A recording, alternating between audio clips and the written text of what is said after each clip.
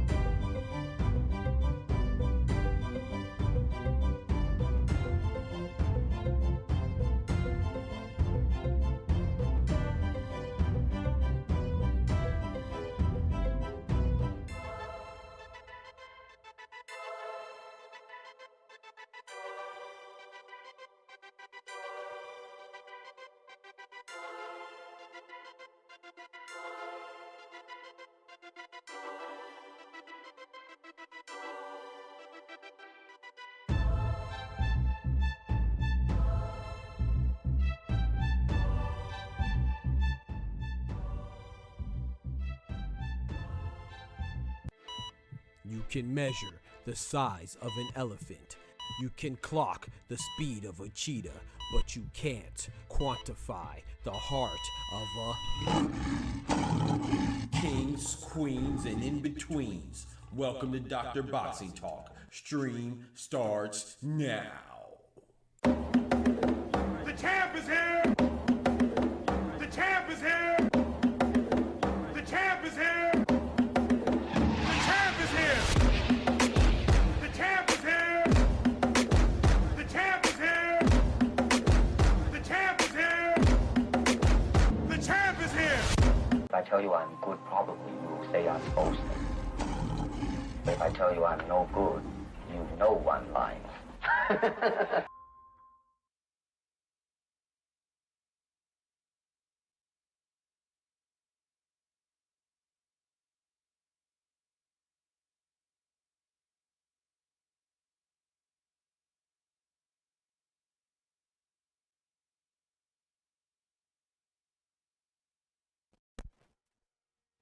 Yo, yo, yo. Yes, sir.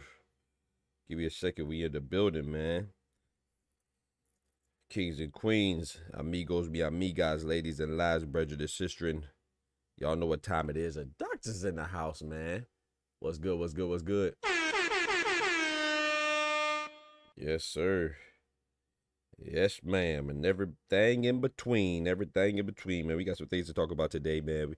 Just a little bit of topics, you know. Nothing too different from yesterday's evening show. If you were there, appreciate it. If you weren't, it's all good. You know, got some things to discuss, man. A couple stories. Man, Eddie Hearn, man.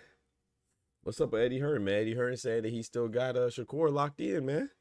He said, hey, man, Shakur's still under contract, bro. You feel me? I think that's pretty crazy, man. We don't know what's going on, but we know people ain't happy. And when people ain't happy, hey, things get different, you feel me? We got my boy Mike Mazik in the building. What's good, brethren? Yes, sir, man. Hopefully you're doing good. Hopefully you're doing good, my brother, my brother. But yeah, before we get started, man, let's join hands, our hands together, you know, join hands spiritually. And please, let's get ready to say our prayer, man. Dear Heavenly Father, Lord, we thank you for waking us up this wonderful Tuesday, you know. We pray that you lead us into this day, you know, and let's move forward with our positive intentions, with faith, you know, and let us, and give us comfort that it's okay not to know where we're going exactly all the time, and not to have things work out according to our plans. Not good that we don't have a plan, you know. We should always have goals and stuff like that, but we should also be comfortable with potentially being uncomfortable and being in the unknown, because that's what faith is. Faith is giving you all the trust and giving you all our burdens, and giving you the authority to determine where we're going to be or how an outcome is going to turn. We got to let go. That doesn't mean letting go is not synonymous with not trying. So please give us the strength and the ability and the courage to know the difference, but also, you know, give us a faith that is required for you to put us in the best position possible, because your plan is always bigger and better than our plan. So let us submit to you and continue on today with your many blessings, and please forgive us for our sins. In Jesus' name, amen. Amen, amen, amen. So let's get right to it, man. Don't forget to smack that like button if you haven't done so already, man. First thing you get in here, you should smack the like button. If you haven't done that, smack yourself and then smack the like button. You know what I'm talking about? But yeah, let's get right to it, man. So we have Shakur Stevenson. Of course, we heard about the Shakur stuff. Sip on my tea. Of course, we heard about the Shakur stuff, right? With him signing with Lou DiBella, who was a promoter, you know. Of course, we know about the big promoters. We know about Matchroom, right? We know Eddie Hearn with Matchroom. We know about Al Heyman and PBC, even though people say, oh, PBC is technically not a promotional company, whatever, we're going to call it that, you know what I'm saying, for simplicity purposes, right? We know about Oscar De La Hoya, Golden Boy, Frank Warren, Queensberry, Ben Shalom, Boxer, so on. And so Bob Arum, Top Rank. Those are the major ones, right? The major players, right? And then, but there's a lot of other smaller players, right? And Lou DiBella is one of them. He's affiliated with PBC for a while, you know, and then they kind of fell out, you know, kind of semi-publicly, but it wasn't too bad, you know, it wasn't too bad, you know, they still talk fondly of each other from what I see.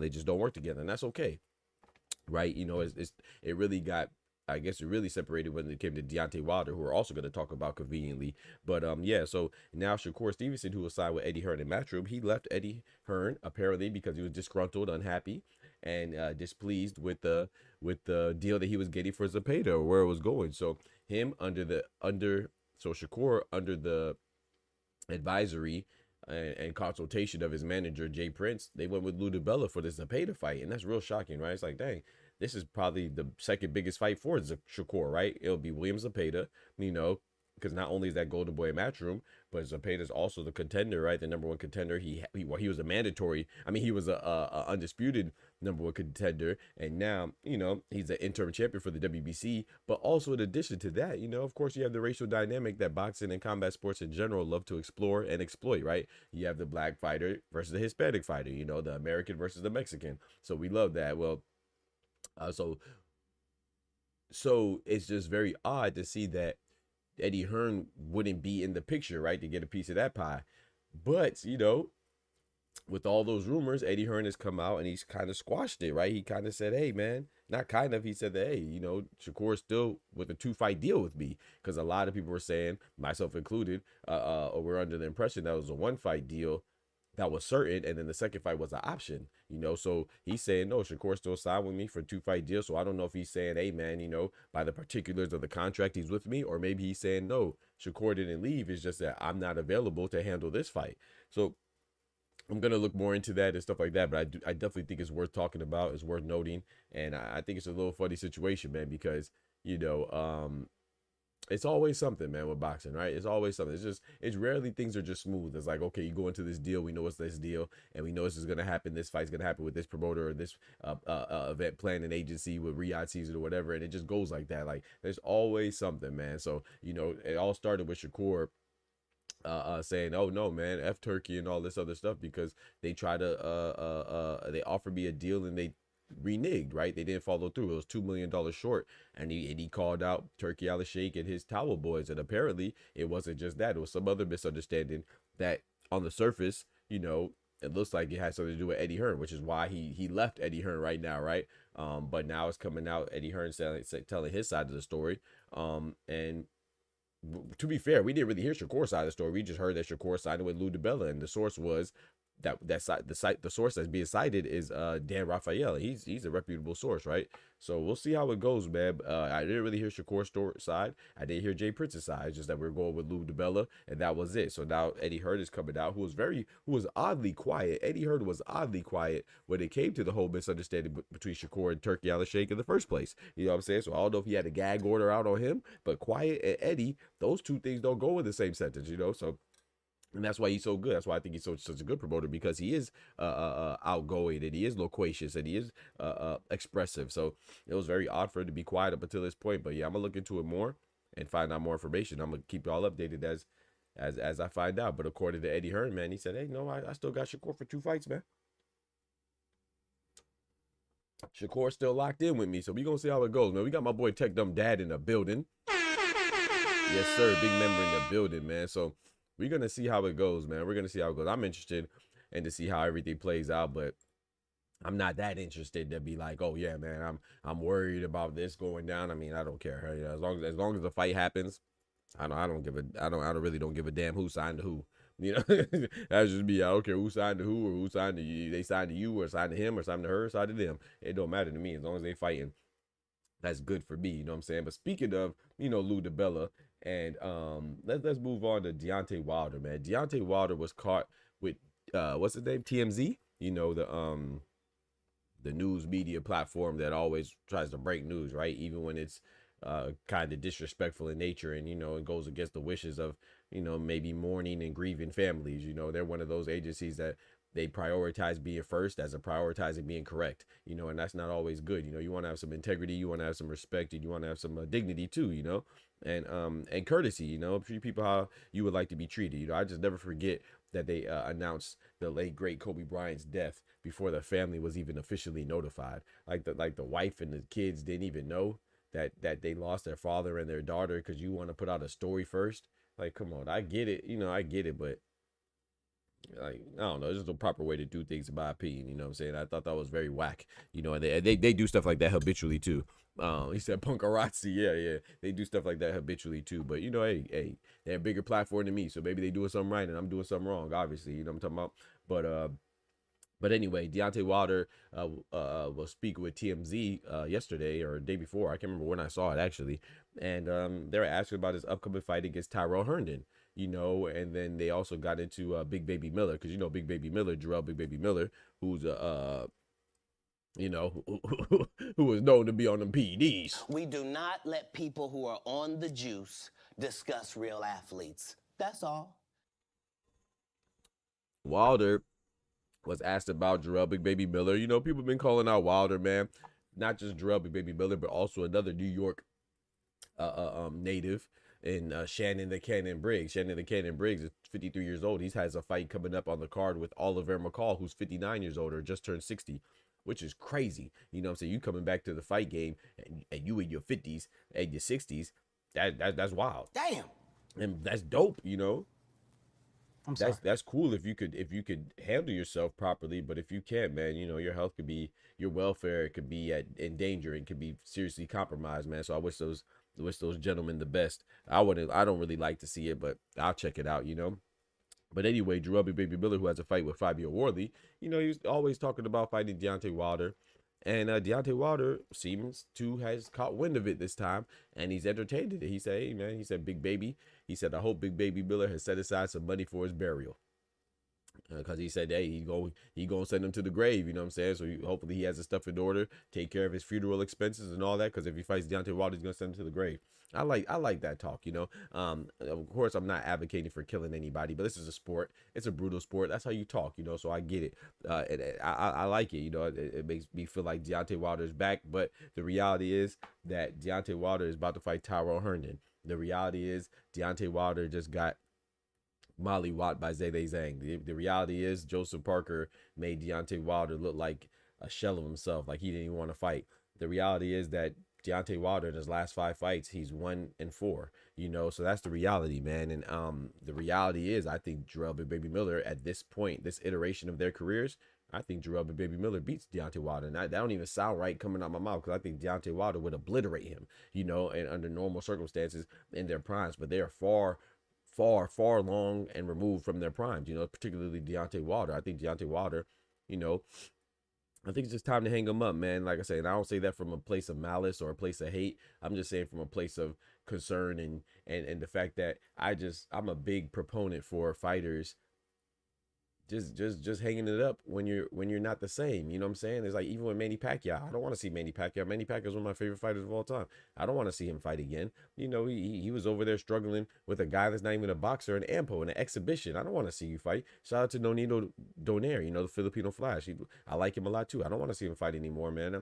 They just don't look the same, and the fight game is tough. You know, it's like Deontay Wilder's another one I don't want to see again. Jose Pedraza's another one I don't want to see anymore. You know, they just don't look anywhere close to what they're doing. They don't seem like they could compete at a high level, and like I said, man, boxing is a tough sport, unforgiving sport, and you could get hurt, man. You could get hurt chronically and potentially even fatally. So, you know, shout out to them. And not even just that, but you want to keep your faculties for your chapters after boxing as well, man. You keep fighting past a point where you could effectively defend yourself, then you could get hurt, man, and you could come out not talking right or not having your faculties or needing help to do normal functions, you know, even bodily function. You just never know. So that's the angle that I'm coming from. But if Deontay Wilder wants to fight him, if he beats Tyrell Herndon, and if Jarrell Big Baby Miller beats Fabio Worley, which I think he has a very good chance of beating the English heavyweight, then yeah, let them fight, man. You know what I'm saying? Get an American showdown, man, you know, and then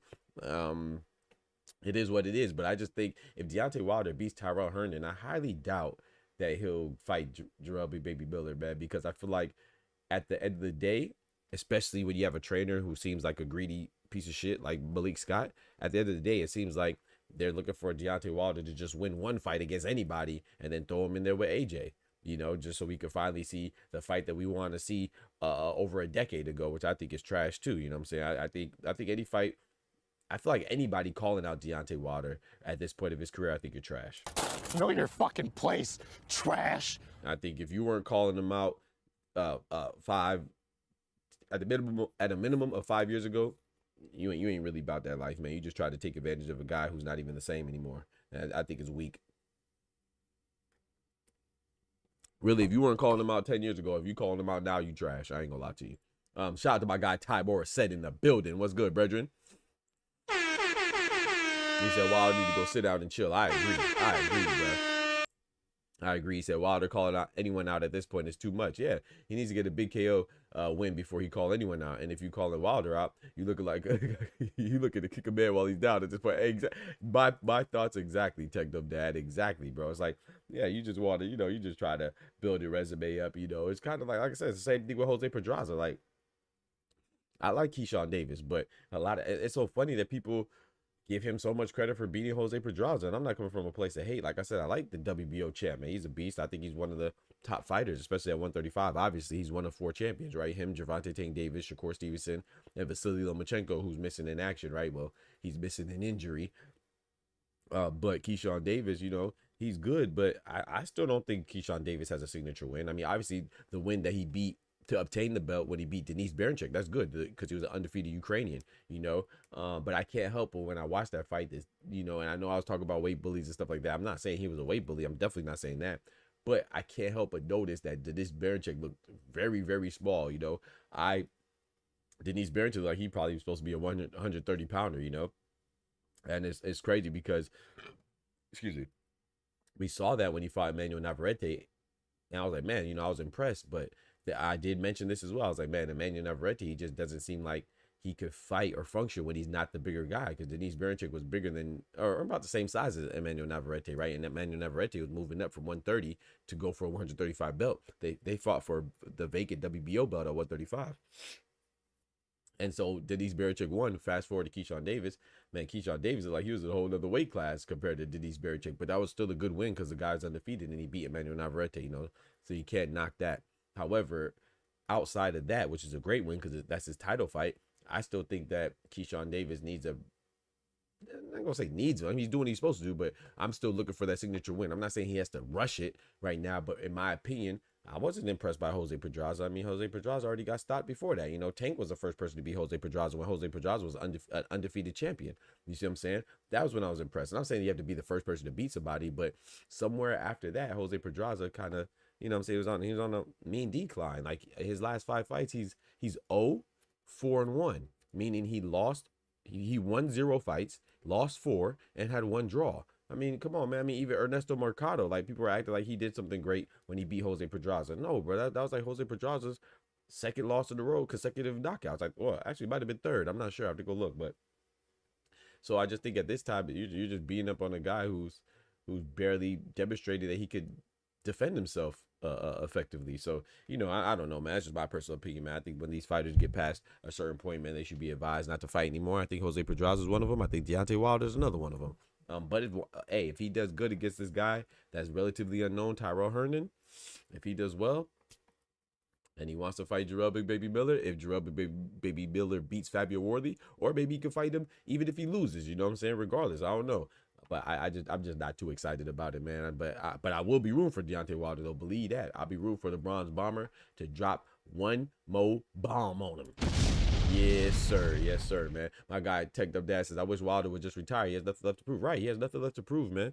You know, I mean, to himself, you know, and maybe get some paper, you know, if that's what he needs. Because there's nothing wrong with needing money, man. We all need money. So maybe his finances aren't locked in right now.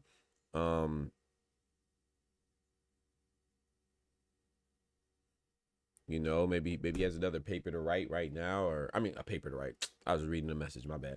Maybe he has another, you know, finances that he has to get right. Maybe he had to get his finances in order. I know, you know, with him and his I don't know if they were married or engaged or what, but you know, they broke up or whatever, and he's going through that issue, and then of course he has his kids. So you never know what a man's finances is, and there's nothing wrong, or a woman, and there's nothing wrong with needing money. We all need that resource. It's a very valuable resource for us to use. However, you know, you hope that people are able to manage their money correctly, and it's not a case where they just need the money. You hope it's a case of they just are still in love with the sport, have a passion of the sport, still dedicated to the sport, still motivated to train. Because if that's the case, if it's the latter and not the former, then you always have a chance, because he is a top athlete, even though he's 40 years old or approaching 40, and with almost 50 fights, you know. I think he has 48 or 49 fights. You know, that's a lot of fights, a whole lot of ring mileage, and a lot of, you know, time on God's green earth to be competing at a top level. But if you still have that passion, then of course he can still compete. You know, he delivers that right hand, man, and it might be over with for anybody. So if he could do it effectively, but the question is, can he do it effectively? You know what I'm saying? That's the big question. And so like I said, if he's dedicated to the sport, it's something that he's doing because he just has a passion, boom, man, I think he can. You know, but if he's just doing it for the money, then that's what it could be dangerous, because he may not be as motivated. He may not run that extra mile. He may not do that extra sparring. He may not do the extra minute. You know what I'm saying? Might not do the extra round of jump rope, you know. So, and then that's not good, because you know who's going to be motivated. A lot of time your opponent is going to be motivated. And sometimes boxing is a game of inches, you know. And if somebody's just a little bit more motivated than you, they threw a couple extra more punches on the mitts. They did a couple more extra rounds with the sparring. They ran one more extra mile or a couple of 100 yards more. Hey, man, that might be the decisive factor to determine who wins the fight, man. And hey, it could be an explosive ending, you know what I'm saying? But I fully expect him to beat Tyrell Herndon, but I don't know if he could beat Big Baby Miller. And that sounds crazy, the fact that I'm even thinking that he might not be able to beat Big Baby Miller, man. That's crazy. He's supposed to knock the PEDs out that man. We do not let people who are on the juice discuss real athletes. That's all. Let me drink some more. But we'll see how it goes, man. Moving on, my guy Tech Them Dad says he might have to play the game for a while before he gets that signature opponent.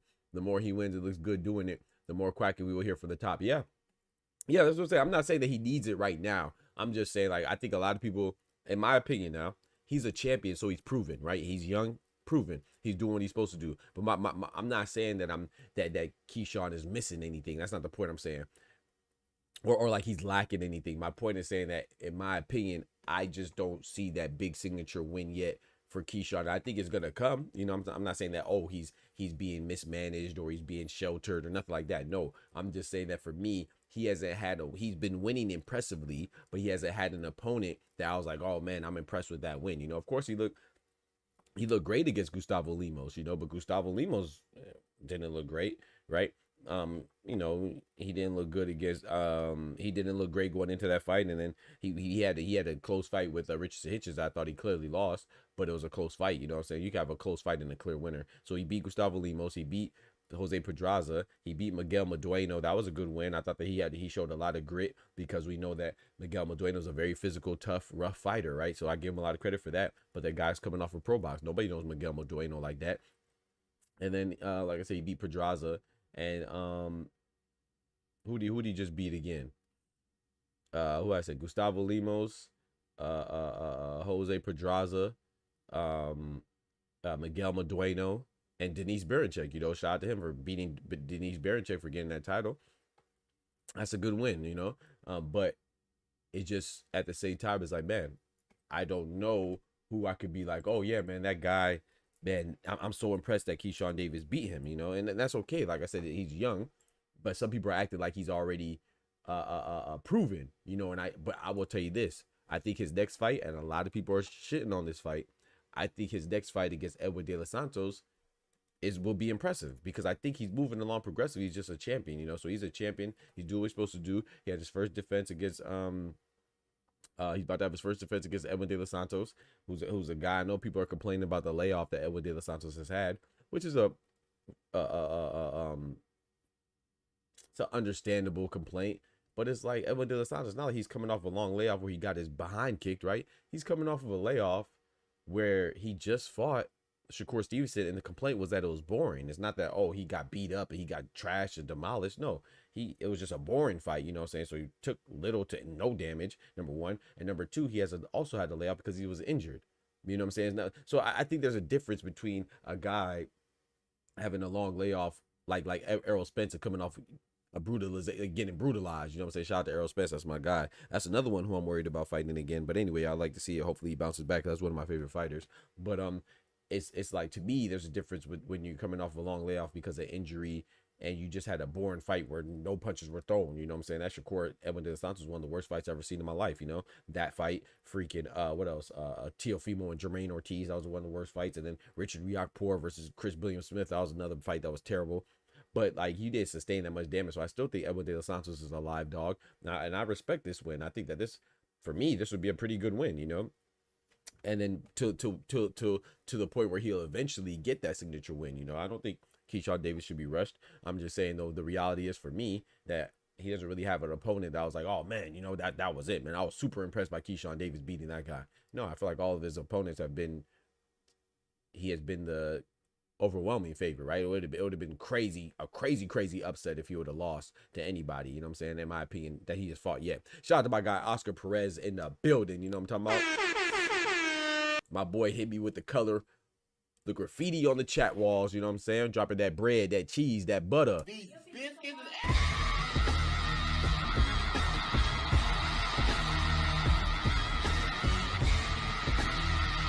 Yes, sir. My guy Oscar says, while Wilder's fighting in Malik Scott's head, here comes the money. That's a fact. When Wilder's fighting, all Malik Scott, I really feel like that. I feel like all Malik Scott is just seeing is just greenery in the scenery. You know what I'm talking about? Just more money, more moolah, more bread, more butter, more biscuits, more Skrilla, and I think that's trash, man. You're supposed to at least... Now, shout out to Buddy McGirt. I know Buddy McGirt was known to stop fights prematurely sometimes, and people would get mad at him, but at least you know that he cares. Malik Scott, I don't think he cares at all. You know what I'm saying? Shout out to my guy Green Villain. What's good, bro? You got Mike in the building. Keenan Lofton, what's good? He said Edwin coming off a layoff of a life-threatening injury. His fight gonna be straight for Key, but it's not what it would have been a year ago. Yeah, but I mean, it's not his fault. You know what I'm saying? It's not his fault. It's his first defense. Like I said, I still think he will need a signature win, but I don't think that he's in any rush. He's still a young guy.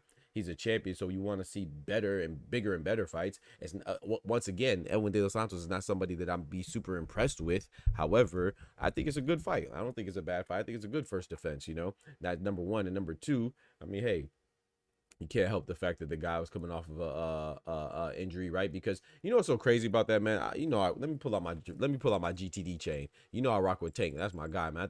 I got Tank over everybody. However, it's so funny to me that the same people that are saying that Keyshawn Davis is not, Edwin De Los Santos is not a sufficient opponent for Keyshawn Davis, they're the same people that were advocating for Tank to fight Edwin De Los Santos. That's one of the guys that we were mad at Tank for fighting instead of Lamont Roach. Sorry, that's one of the guys that we were mad at Tank fighting Lamont Roach instead of him, right? We were mad that Tank wasn't fighting Lomachenko. We were mad that Tank wasn't fighting Rayo Valenzuela, and we were mad that he wasn't fighting Edwin De Los Santos. I've heard plethora of people, multitude of people say, oh, why did he fight Lamont Roach? Why did he fight Edwin De Los Santos? Well, Edwin De Los Santos was injured. So, but my point is that Tank is definitely a more bona fide superstar. He's he's more of a veteran, right? And we were okay with him fighting with Edwin De Los Santos. So what's wrong with Keyshawn Davis fighting Edwin De Los Santos? I really don't understand. You know, like I said, I'm not advocating that this is the best circumstances or this is the best opponent for Keyshawn Davis. But I don't think that every fight has to be. I think there's a time and place for everything. I think that Keyshawn Davis is going through his natural progression. And I'm not mad at Edwin De Los Santos for your first defense. Now let's see what he does after that, you know. But I am honest enough and objective enough to also simultaneously see and recognize that, to me, Keyshawn Davis still doesn't have a signature win. Like, I would give him maybe Denis Berinchyk, because that was an undefeated Ukrainian fighter that was a champion. You know what I'm saying? I'm not mad at anybody who thinks that's a signature win. Hey, that's your first win to get a title. I'm cool with that, you know. But like I said, I watched the fight and I can't help but notice the disparity in size and physicality. You know what I'm saying? So it looked like a mismatch. That don't mean that it is. It's not Keyshawn Davis's fault that Berinchyk was good enough to become a title holder. Hey, you beat a champion. I'm not holding it against you.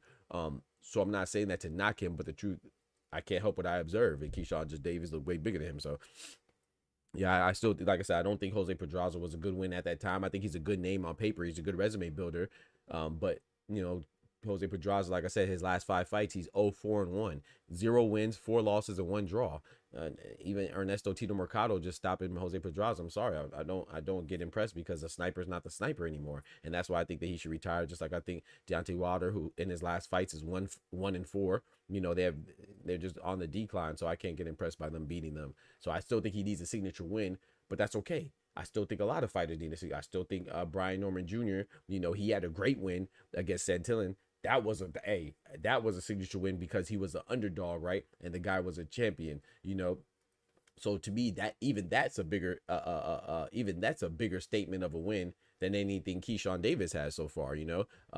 But there's nothing wrong with a younger fighter still needing a signature win. You know, I still think hell, who else needs a signature win?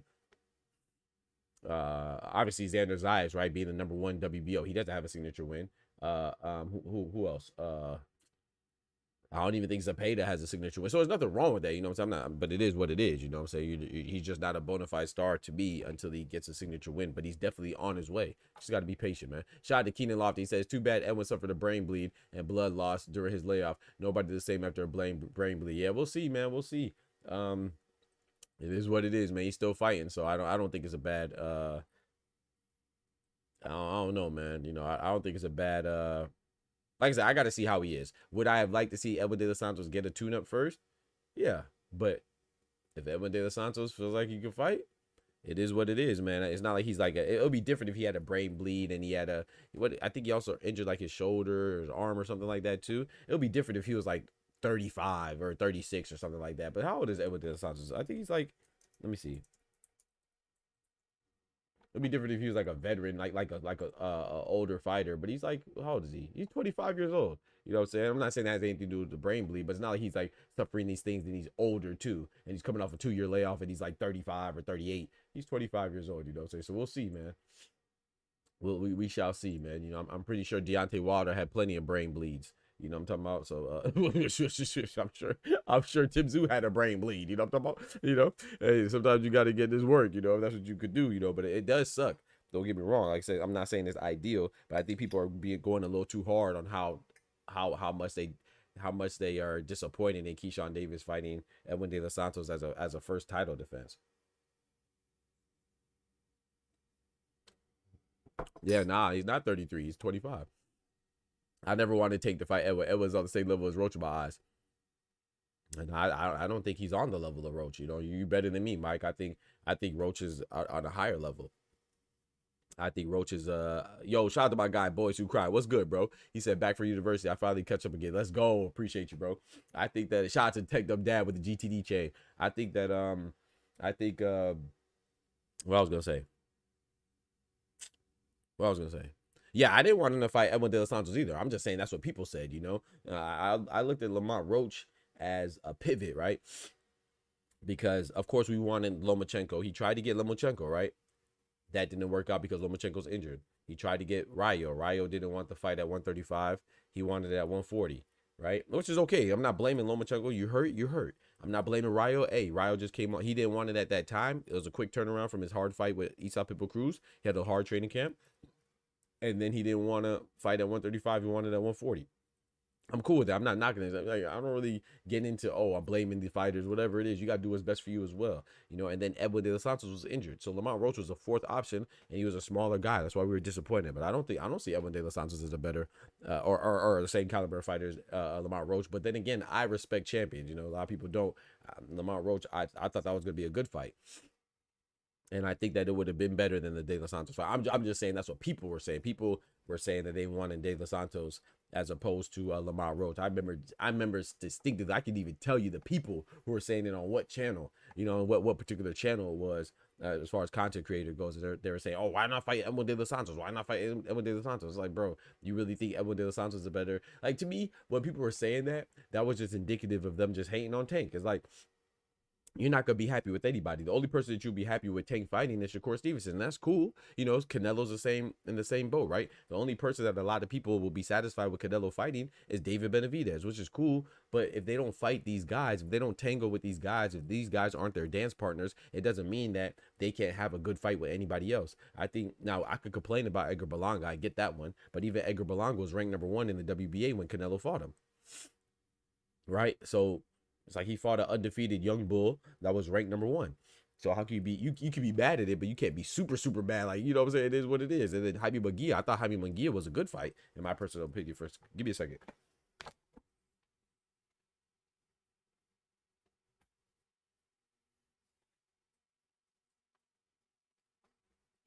And then I thought Jaime Munguia was a good fight for Canelo. I had to turn on the fan, man. It was hot. And then what's the other dude's name?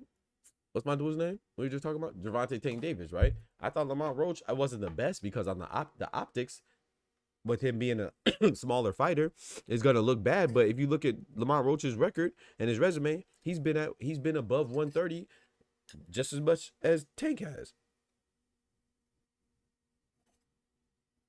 You know what I'm saying? He fought above 130 quite a few times, you know, and not to mention the familiarity that they have with each other. So I never thought it was gonna be a bad fight. I ain't gonna lie though. I didn't think they was gonna fight. I didn't think Lamont Roach was gonna fight that well. Shout out to Lamont Roach, man. Lamont Roach did his thing. You know what I'm talking about? And Lamont Roach did his thing, man. And I'm looking forward to the rematch, man. And speaking about the rematch, man, with Lamont Roach and Gervonta Tank Davis, seems like it has been pushed back from June to July, which I don't think is a big deal, but some people do. It seems like it's getting pushed back to July again, getting pushed back again. And I'm looking forward to that fight, man. And shout out to Tank and shout out to Lamont Roach. I think this rematch has to happen.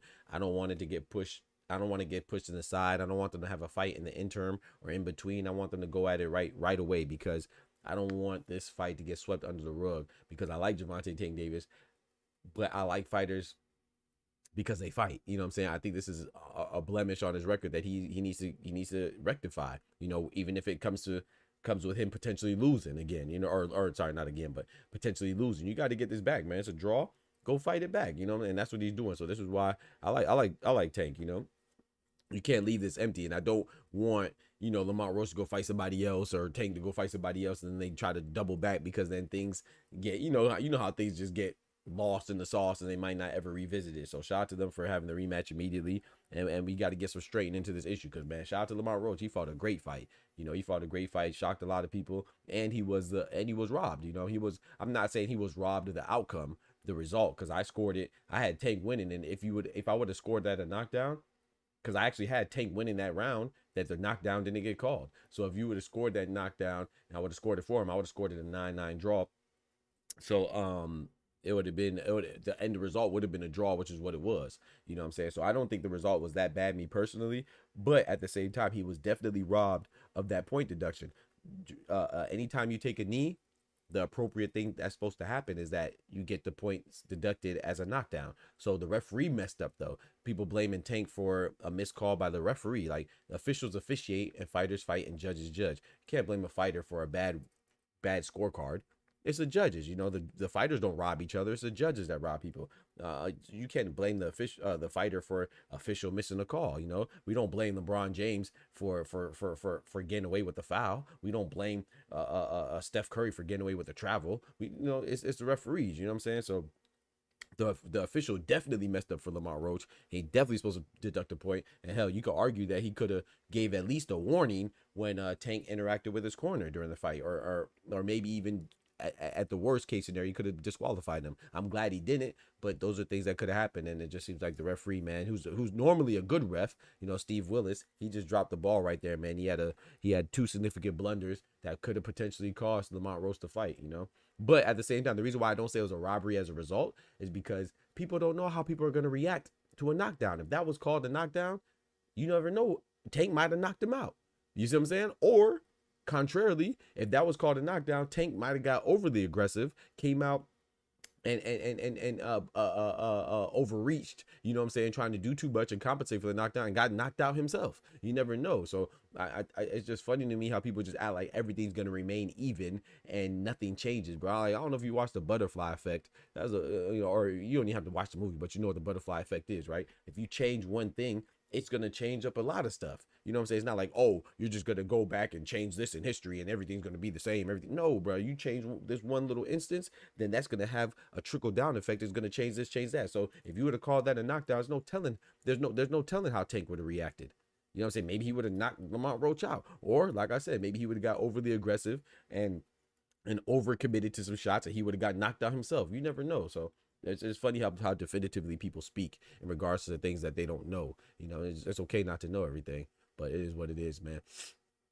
He said the question is, what happens to Keyshawn if he loses or gets knocked out in this fight after not having a real signature win and getting beat by a guy coming off a layoff? Well, yeah, that won't be good at all. He said Wilder versus Big Baby backstory is dark. If Big Baby is a body Wilder will catch, I can't blame it. Hopefully not. But it's deep. It's deep, boy. It's deep, boys who cry. He said Andy Cruz going to the IBF. Yeah, man. I don't know about that one. He said, I'm just going to say if that Keyshawn Cruz fight don't happen and Key move up, it's not his fault. Yeah, I don't think it's his fault either.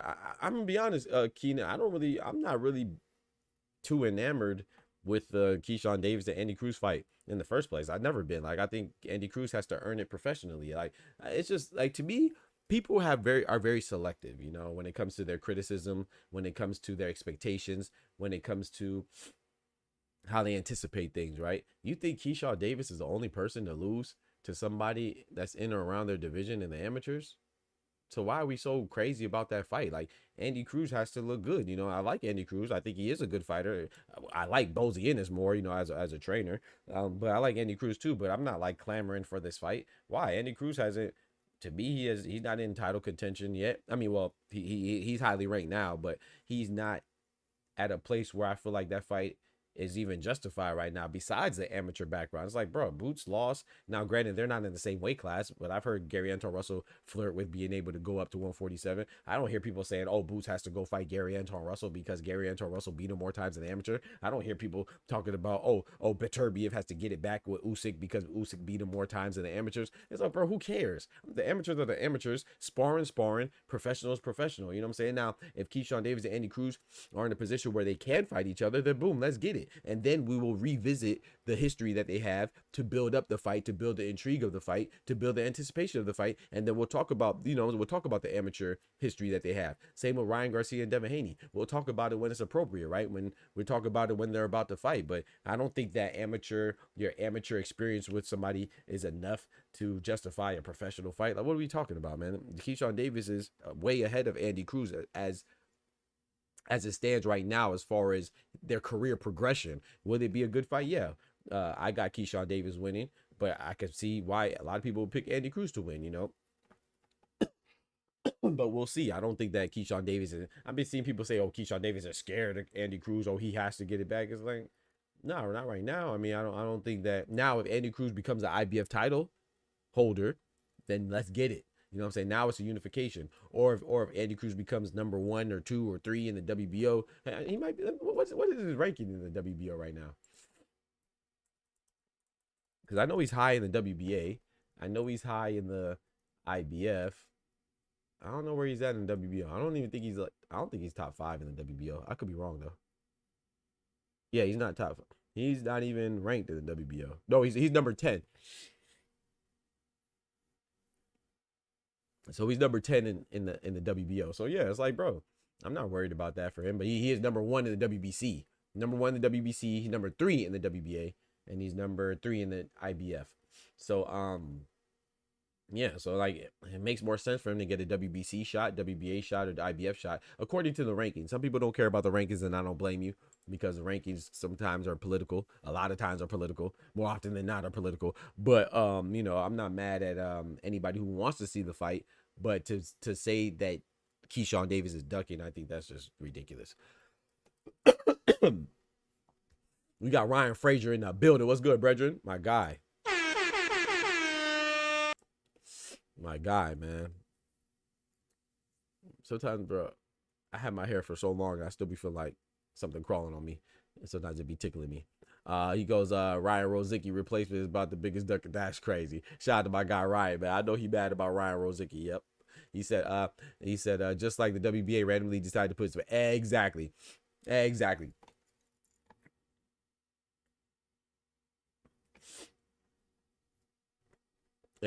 So I think that's crazy, Ty. I think that's we talked about that already. It's like what Zepeda is number 1 in the WB. Give me a second. Let me go blow my nose real quick, man. Hold on. I'm still a little sick, man. I'll be right back. Let me run this ad. Yo, Doc here from your favorite boxing channel, Dr. Boxing Talk. And I want to officially welcome you as a member to the Boxing Talk family, aka BTF. So I want to thank you. Your support is greatly appreciated, and this channel is nothing without you. So what do you get? Well, there's a multitude of perks that you get access to, like special member shoutouts when you enter the chat, and some other additional alerts. Not to mention these fire emojis. Yeah, access to emojis like the GOAT, the GOAT, the face of boxing, the legend, the Ayo, and the no diddy. Not to mention, you know, the GTD chain. You got to bring them out, and it wouldn't be the same if we forgot about these biscuits.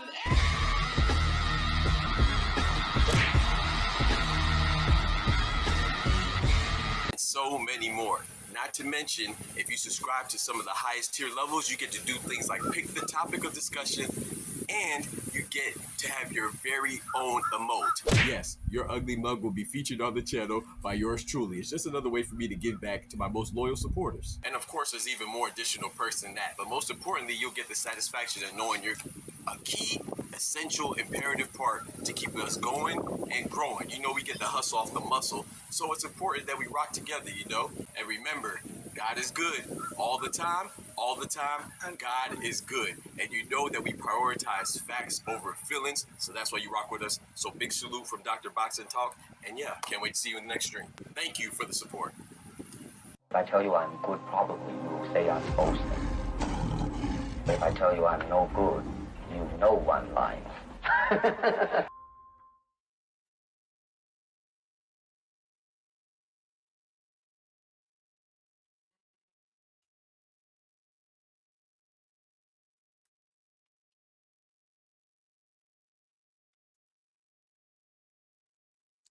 My bad, y'all. So yeah, so I just think that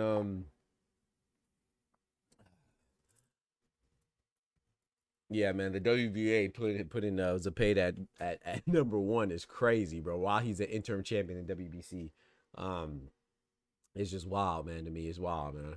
But yeah, so shout out to if you talking about Andy Cruz being number 10, I'm number 3. No, he's number 10 in the WBO. If you're talking about Andy Cruz.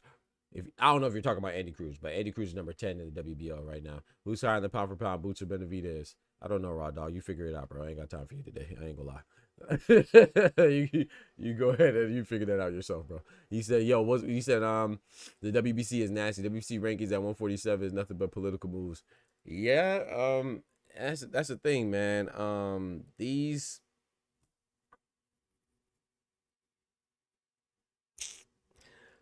I you know me, I believe in the rankings, you know what I'm saying? Because I feel like that is how we bring some type of order to boxing, you know? And like, so for example, when my guy Cinnamon fights Edgar Berlanga, it's like, because of who I am and the way I pay attention to boxing, it's like I can't be too mad at that fight. Of course, it's not somebody I was looking forward to, you know, no disrespect to Edgar Berlanga, but you know, no one really wanted that fight, right? But I can't help but realize that and acknowledge and appreciate the fact that Canelo was fighting a guy that was highly ranked, that was undefeated. You know, I think that means something, you know. And so same with you know, same with Karen Chukazan. When Boots fought Karen Chukazan, it's like, yeah, I'm not looking forward to that fight, but I pay attention to boxing enough to know that that was a mandatory. He was satisfying a mandatory, right? So how could I be too mad at that? Same for the IBF, right? And then same with what's my guy named Zerto Ramirez right now? He's fighting Junior Dorticos. It's like people are mad at that, but it's like, bro, that's a WBA mandatory. He's fighting the #1 ranked guy. And no disrespect to Naoya Inoue, but when you watch Naoya Inoue and he's fighting TJ Doheny and you don't say nothing, but then you complain about these other guys like Canelo fighting Edgar Berlanga, Boots fighting Karen Chukazan, Gilberto Ramirez fighting Junior Dorticos, it just doesn't make sense. You don't complain about Nick Ball fighting TJ Doheny. You didn't complain about Naoya Inoue fighting TJ Doheny. You didn't complain about Naoya Inoue fighting Ramon Cardenas right now. You didn't complain about him fighting what's the dude's name? Yi Jun Kim. You know what I'm saying? Even though it was a replacement, but you complained about Shakur fighting the electrician, Josh Padley, and you conveniently forget that he was a replacement too. You see what I'm saying? So it's like, that's why a lot of these boxing so-called aficionados, I don't respect it, because they're very wishy-washy and selective with their outrage. And I feel like you got to at least be consistent. And that's why it's so easy for me to be consistent, because I have like standards that I follow for myself, you know, and it's how I honestly feel. It's not like, oh, I'm only saying this because I like this guy, or I'm only saying this because I like this guy, or I don't like this guy. No, I just keep it consistent, and I keep it fair, you know what I'm saying, which I think more people should do, in my opinion. And then it'll help you appreciate some of these fighters more often than not, you know.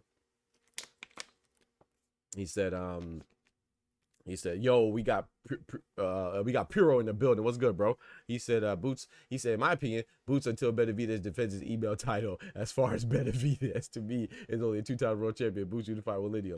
Talk to him. Yeah, Boots is that's not even a good comparison. That's why I let him have it, because we already talked about that. And unless you're gonna drop it on the super chat, or you're gonna become a member, you don't dictate you don't dictate the conversation over here, partner. Shout out to Raw Dog though. But yeah, but shout out to Benavidez though. But once again, even with Benavidez being an email champion, I feel like that disrespect is, I'm not saying that you're disrespecting him, but it is disrespectful. When you call it the email champion, is disrespect, right?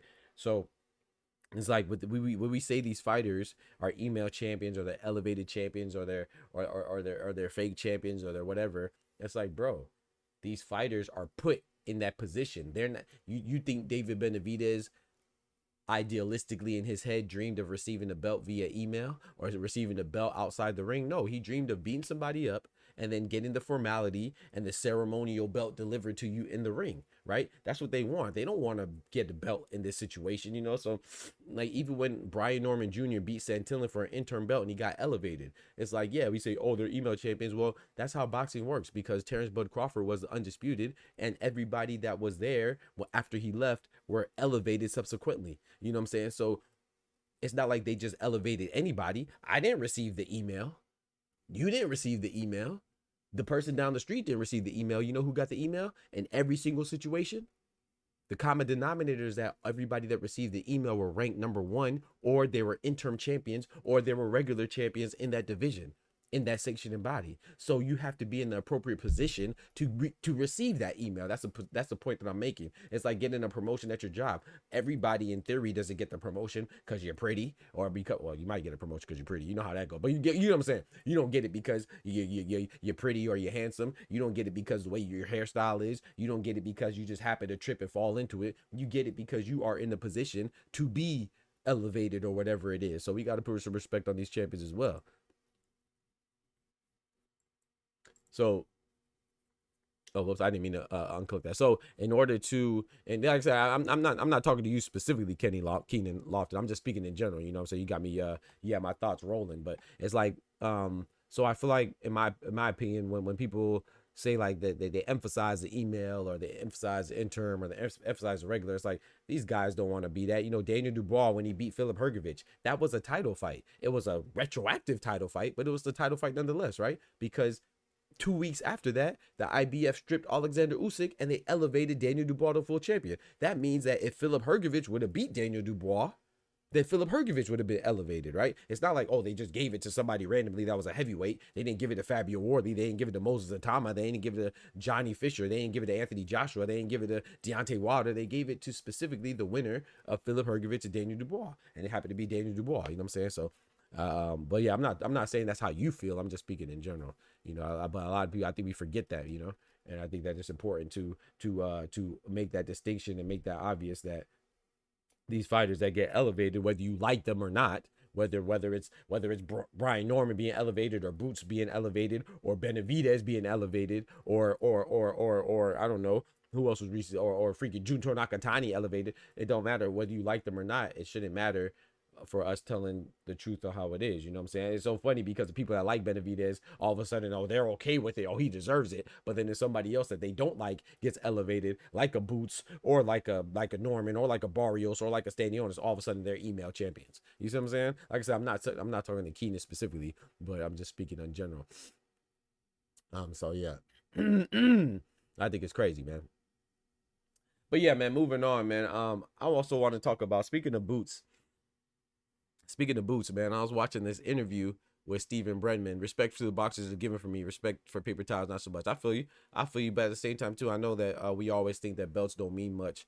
Belts mean something. Belts elevate your status and build your profile, right? If you're a champion, you get a little bit more notoriety. You get a little bit more endorsements. You get a little bit more sponsorship. You get a little bit more attention when you have that belt. So I don't subscribe to the belts not meaning anything, but I do subscribe to the belts not meaning everything. The belts don't mean everything, but to say that they don't mean anything is ridiculous. You know what I'm saying? You can't tell me a fighter that's a star that has not been a champion. I mean, I'm not saying that you can't, because I can think of one. There's Ryan Garcia, you know, a little cheating bum.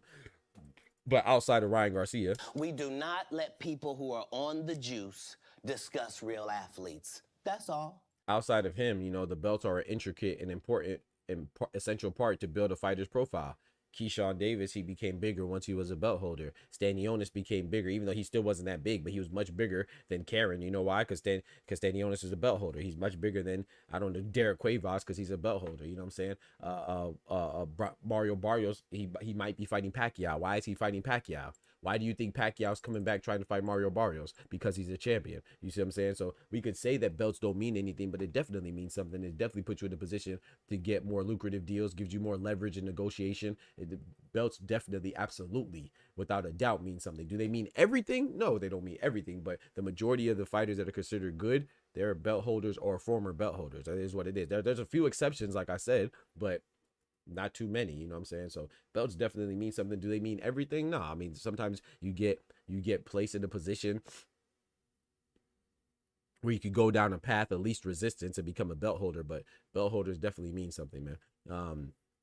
Yeah, they definitely mean something. So but moving on, man, I want to talk about Brenman. You know, Steven Brenman Edwards, who most famously trains one of my favorite fighters, Caleb Sweet Hands Plant.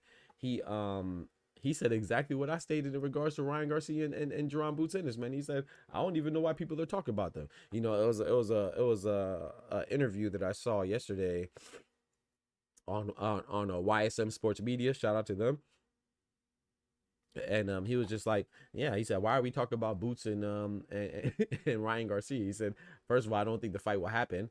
Which I don't think it could happen. I'm not gonna say it won't happen, but I mean, I'm not looking forward to it. Could it happen? I could see it happening potentially, because I think Ryan Garcia, you know, I don't like him, but objectively speaking, Ryan Garcia is down to fight people. You know, I think he's down to fight people. You know, he might be on something while he's fighting you, but he's down to fight people. You know, I think he's proven that. I got to give him that much. But I think Boots would beat the hell out of him. I mean, Ryan Garcia has never been a champion. Ryan Garcia has been stopped and had allegations of quitting to Gervonta Tank Davis. His best performance was against Devin Haney when he had performance-enhancing drugs in the system. So there's no reason for me. He hasn't even fought at 147 yet. So there's no reason for me to even want this fight. Why anybody wants this fight or talks about this fight. I feel like even talking about this fight is disrespectful to Boots. It's like, bro, it's disrespectful to everybody at 147, especially the champions, you know. But would I be interested in that fight? Absolutely, I'd be interested in that fight. But I think Boots, man, I'd be surprised if it goes past 5. I ain't gonna lie to you. I'd be surprised if it goes past 5. And that's what Bredman was saying. He said exactly what I said. He said he thinks Boots destroys Ryan Garcia. And I think anybody who thinks otherwise, they're just a hype machine. You know, they're just trying to be part of the system that is pushing Ryan Garcia. Like, I never, like, shout out to Ryan.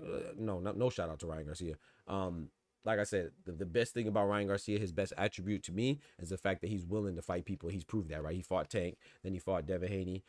You know, just the terrible part is that he cheated while doing it, you know. And then, not to mention his comments that he had, you know, that were extremely racist. I don't rock with Ryan Garcia at all. But like I said, I'm very objective when it comes to boxing. I can't take away the fact that if he says he'll fight somebody, I believe him. But does that mean that I think he has a chance? No, I think Jarrell Boots just beat the hell out of him. I don't think that Ryan Garcia, in fact, I'm not sure who he beats at 147, to be honest. That's a contender or a champion. I think if he fought Stanionis, I got Stanionis. If he fights, him and Barrios, that might be a good fight, but I would still have Barrios. I would have Brian Norman Jr. I would have Boots. I'm trying to think. I would have, if he fought Karen Chukazan, I would have Karen. I'm trying to think. 147. Shakram Giyashov, that might be a good fight. That might be a good fight. Shakram and Ryan Garcia might be a good fight. I can see Shakram catching that left hook smooth. Gonna lie. I can see Shakram eating that left hook. Shout out to Shakram Giyashov, and rest in peace to his daughter that he just recently lost. But I can see Shakram catching that left hook nasty and not being able to give anything back. So maybe Shakram, and he's a top contender, right? Maybe I'll give him Shakram, but everybody else, I got them.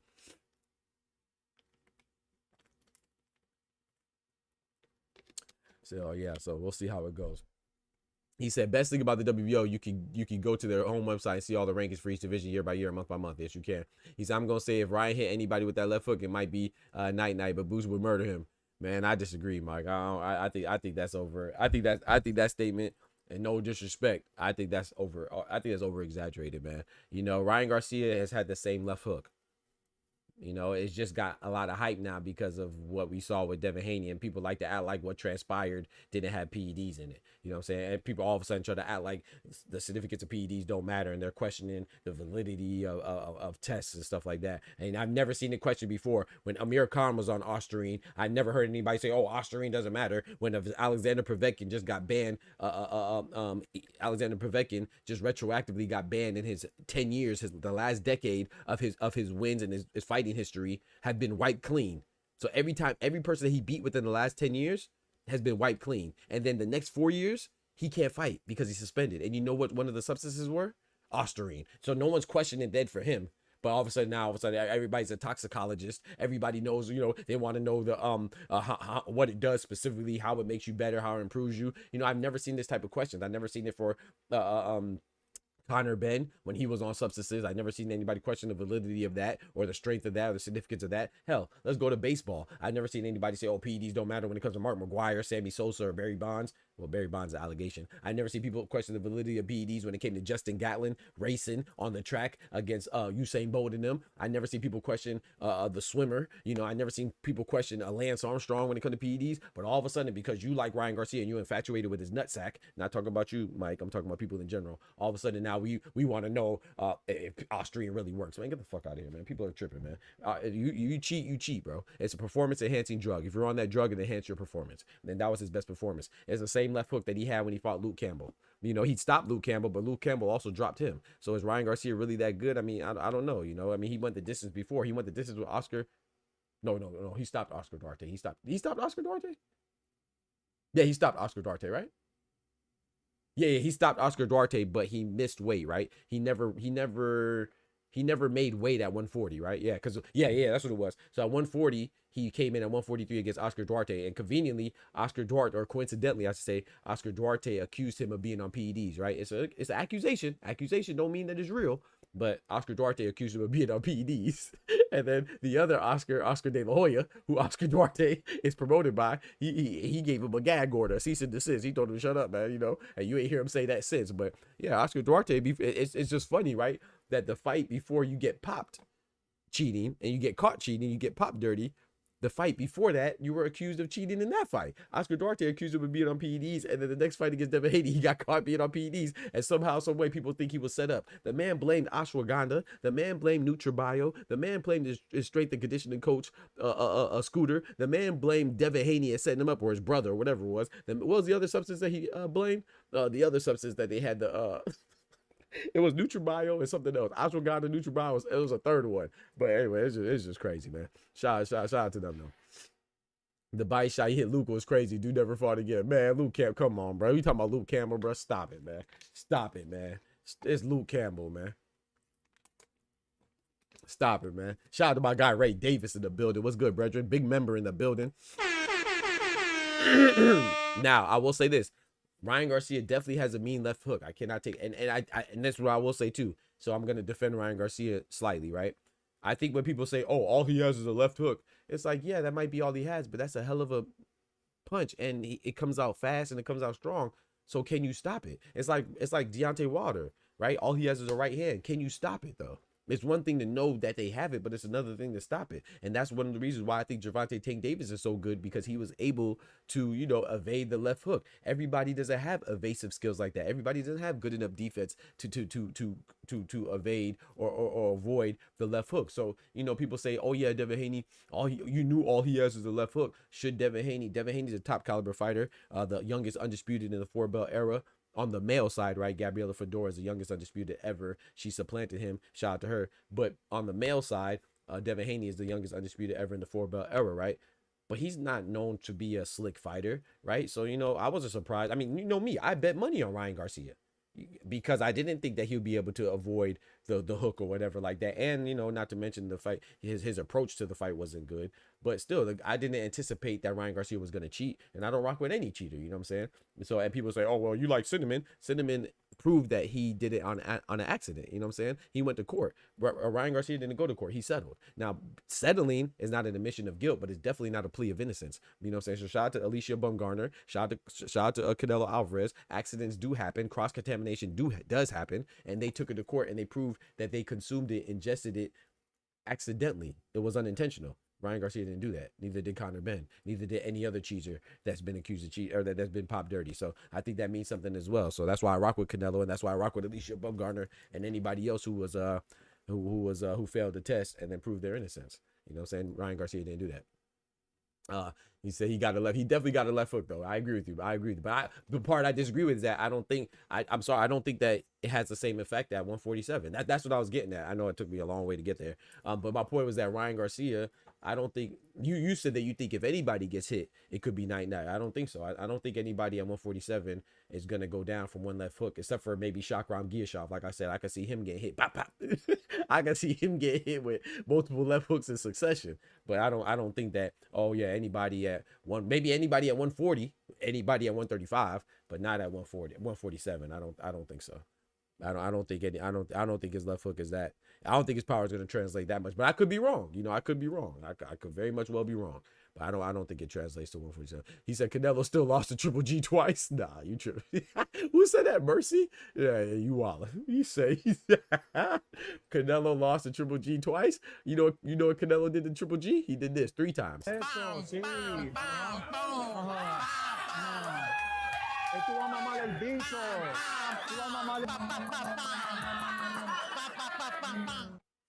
Yes, sir. He's my guy. Ray Davis said, Doc, I've been here since the start. Shout out to my guy, Ray Davis. He said, I just want to say Ryan Riders to Osterine is in question in his last 3 fights. Talk to him.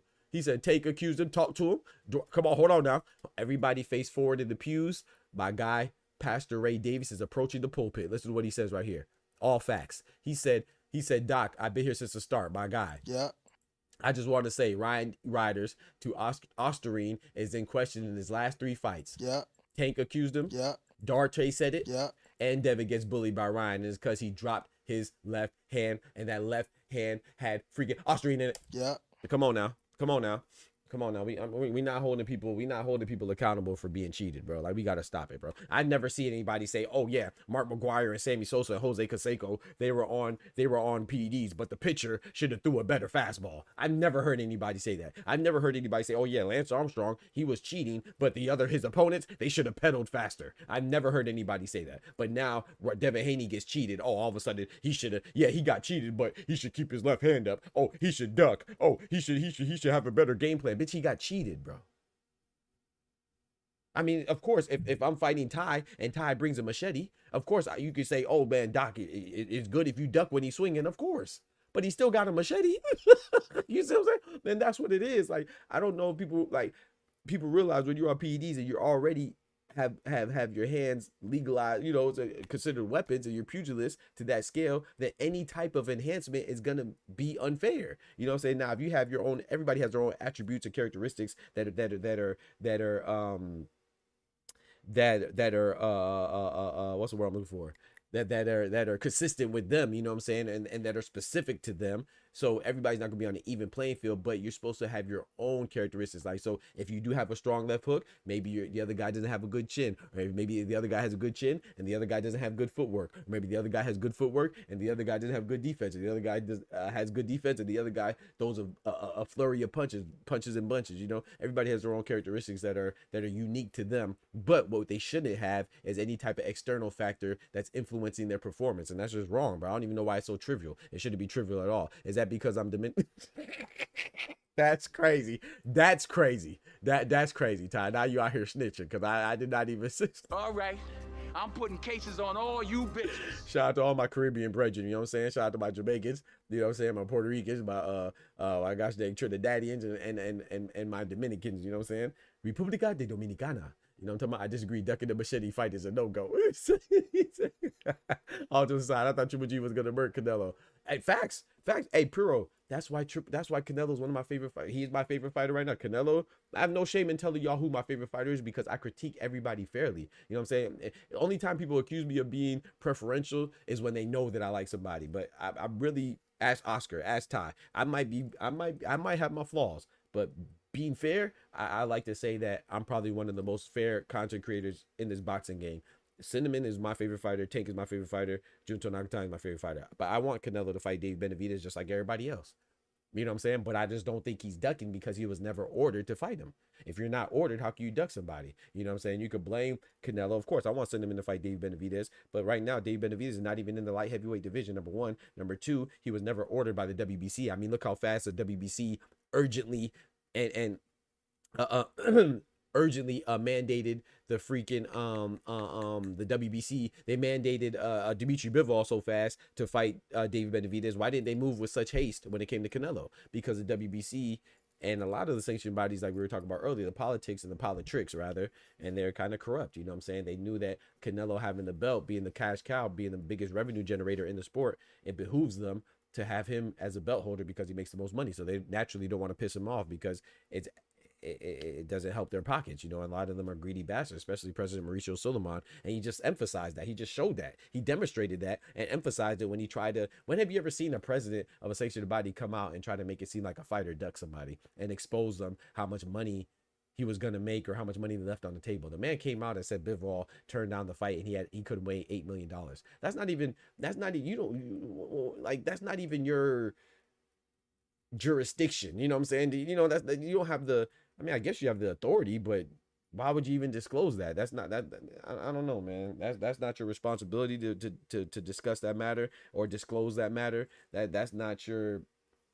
I don't know, man. I just thought that was whack. I thought he tried to expose somebody else, but he exposed himself as being a greedy bastard, in my personal opinion. You know that is not your responsibility. That is not your. Yeah, you don't do that. But Canelo versus Triple G, I'm not mad at anybody thinking that Triple G won the first fight. But the second fight, nah, Canelo won that. The third fight, he definitely won that. But the first fight, if you had Triple G winning, I'm not mad at that. If you could you could probably make an argument that I'll entertain for him winning the second fight. I don't think so, but if you want to say that, shout out to Triple G. Triple G's a monster too. He's a damn Samson smashed the gas with that paperwork on Bivol, but not Canelo. Talk to him. Come on now. It is what it is. Triple G fought Mexican style until Canelo rematch when Canelo showed him the real Mexican style. I don't know. I mean, shout out to both fighters. I like them both. You know, I like that. I love Triple G as well. I just like Canelo more. You super fair unless we talking about Jordan. Shout out to my guy Clone in the building.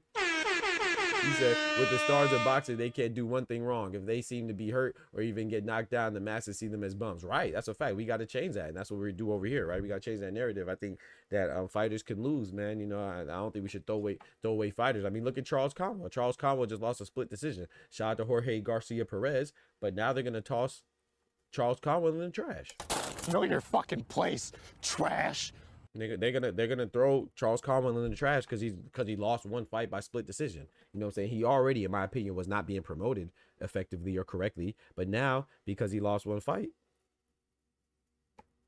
he's gonna be thrown in the trash, and which is crazy to me. You know, but that's just how we do, man. You know how that goes. But yeah, man, let's keep it pushing, man.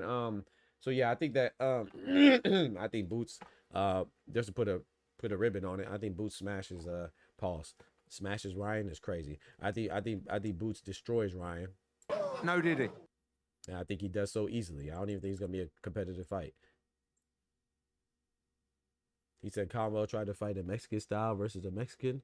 I think Conwell just tried to fight his style versus the opponent. I don't know about you, Raw Dog, but you seem infatuated with nationality. I'm infatuated with boxing. Shout out to American fighters.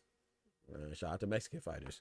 You got to go through that yourself, man. You got some I think you're a little insecure, man. Whether a Mexican beats a American or a Japanese beats a Jamaican, or a Jamaican beats a Nigerian, or a Nigerian beats an Englishman. It ain't got shit to do with you. You ain't whooped nobody. You know what I'm saying? Sometimes we get caught up trying to live vicariously through a fighter that we may have some type of resemblance to, or we might have some type of relation to, or we might have some type of, I don't know, characteristic in common. That's not you. You still soft. You still weak. You still on the sideline. So I don't care who whoops who, fighting in whatever style, you still ain't do nothing. So I don't know if you think that because somebody that looks like you or talks like you or shares the same nationality, religion, or gender has any type of influence or implication on your performance, you're crazy. It ain't got shit to do with you, homeboy. Thoughts on Ben Whitaker last fight?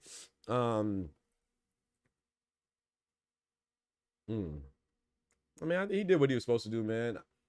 Shout out to Ben Whitaker. I thought it was a little overhyped. I definitely think it was a premature stoppage, but it's not Ben Whitaker's fault. You know, it's the referee's fault. The referees, I think Leon Cameron deserved a chance to at least get a 8 count. You know, and I think that you could argue that the referee stole Ben Whitaker's moment. You know, because a lot of people are going to say, "Hey, man, you know, that was a premature stoppage," and I agree. But it was a good fight, man. You know, it was only 2 rounds. And shout out to Ben Whitaker, he got a redemption, right? A vindication, but I don't think it was like a signature win. I mean, he was the heavy favorite. It should never went to that. You know, it should have never came down to him being a rematch with Liam Cameron anyway. You know, if he was who he thought he was, and no disrespect to Liam Cameron, but Liam Cameron just shouldn't be as what's the word I'm looking for? He shouldn't be as it was never thought to be as competitive as it was in the first fight, you know, and it was only like that because it seemed like when it got hot in the kitchen, Ben Whitaker tried to run out that bitch. You know what I'm saying? He tried to run out the kitchen and he did a WWE Royal Rumble move and they took a tumble. You know what I'm talking about? So I'm not too impressed, but I did like Ben Whitaker before that, but he just seemed like I don't know. He has to prove a little more to me. But shout out to him though. He got the job done, you know. And shout out to Liam Cameron. But he was definitely hurt, though. He was definitely hurt. You know, that right hand did some damage. But I don't think it should have been stopped, in my opinion. But it's not Liam Cameron. I mean, it's not Ben Whitaker's fault. You know, the referee stopped it. You know, that's what they, you know. We saw 2 premature stoppages, right? I think the Frazier Clark win over Ebenezer Teta, I think that was a premature stoppage, too.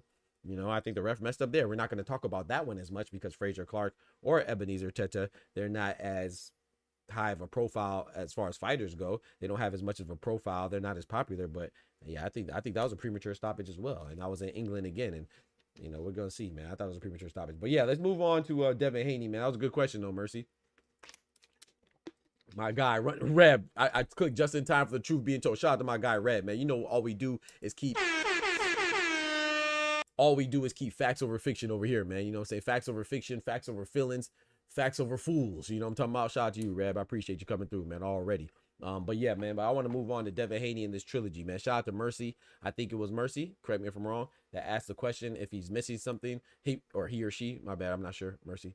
No disrespect. I don't like to assume. But I'm not sure if they let me know if you're a bro or sis so I could address you appropriately. But yeah, they said that they missing something with the trilogy. No, you're not missing anything with the trilogy. It's just that Devin Haney has confirmed what I've already said, what we already thought, that there will be a trilogy if Devin Haney wins, right? He was speaking to Cigar Talk. Shout out to Cigar Talk and Devin Haney for Cigar Talk was the interviewer. Devin Haney was working in the capacity of an interviewee. And Devin Haney revealed or disclosed or confirmed for us, it confirmed for us because we said it, that it was a 2-fight deal as far as Ryan Garcia goes. That he signed to fight Ryan Garcia twice. And I think it's safe to assume that the second time, well, the second fight of the deal, but the third time, right, would be in the scenario that Devin Haney wins the rematch, right? The first match was obviously a no contest due to Ryan Garcia failing the test due to ostarine, having a level of ostarine that was 60 times the allowable threshold, right? He had 6 nanograms per milliliter in his system. The legal limit for ostarine is 0.1. You know what I'm saying? So is it 0.1? Yeah, it's 0.1. So he had 60 times the legal, the allowable limit, and people are still questioning whether or not it's effective or not, which is crazy to me. But anyway, he tested positive, so that's why it was turned into a no contest, right? But Devin Haney has a lot of questions to answer because he was brutalized. We could say both things can exist simultaneously. He cheated, and he got brutalized. So now Devin Haney, he has a lot of questions to answer. Can he perform back to the level that we expect from him, back to the level that got him to be the youngest undisputed champion in the 4-belt era until Gabriela Fedora emerged? Can he do that? I don't know. We'll see. I have my doubts, but I'm definitely hopeful for the young man. I'm definitely rooting for the young man because I feel like the reception of him has been completely ridiculous and uncalled for and borderline racist, you know what I'm saying, with the fact that he's been so criticized for being cheated. I've never seen anybody treated like this for being cheated, you know what I'm saying? And on the flip side, Ryan Garcia has some questions to answer too, because we want to see, can he perform like he was, like he did that night without having an illegal substance in the system? You know, can he be focused? Can he be locked in? Can he perform without the drug in the system? Like I said, it's important to note that he's been accused multiple times throughout his career of being on PEDs. That accusations don't mean that he was on something, but I think it's something to note, you know what I'm saying? Especially when, you know, the 2 fights before, the time you got caught, you know, you were accused of such things, you know, and then it actually came to fruition. So I think they both have stuff to answer, but I think that Devin Haney being on the side of being battered has more questions to answer. But I do think that he's the higher caliber fighter. I do think he's a more skillful fighter. But I tell people all the time, like, I bet on Ryan Garcia, and I knew these things. I never thought that Ryan Garcia was more skilled than Devin Haney, but you don't have to be more skilled to beat somebody, right? Styles make fights. It's so funny how we conveniently omit that when we're talking about somebody that we do or don't like, you know. Styles make fights. I just think Ryan Garcia is a bad matchup for Devin Haney, and I told you I don't like saying this out loud because there's idiots out there that think that I agree with them. I do think that PEDs matter. However, when I bet on Ryan Garcia the first time, I never thought he was going to be on PEDs. So for me, I thought Ryan Garcia had the tools and the skill set to beat Devin Haney. You know, so I think it's a good matchup for him, you know.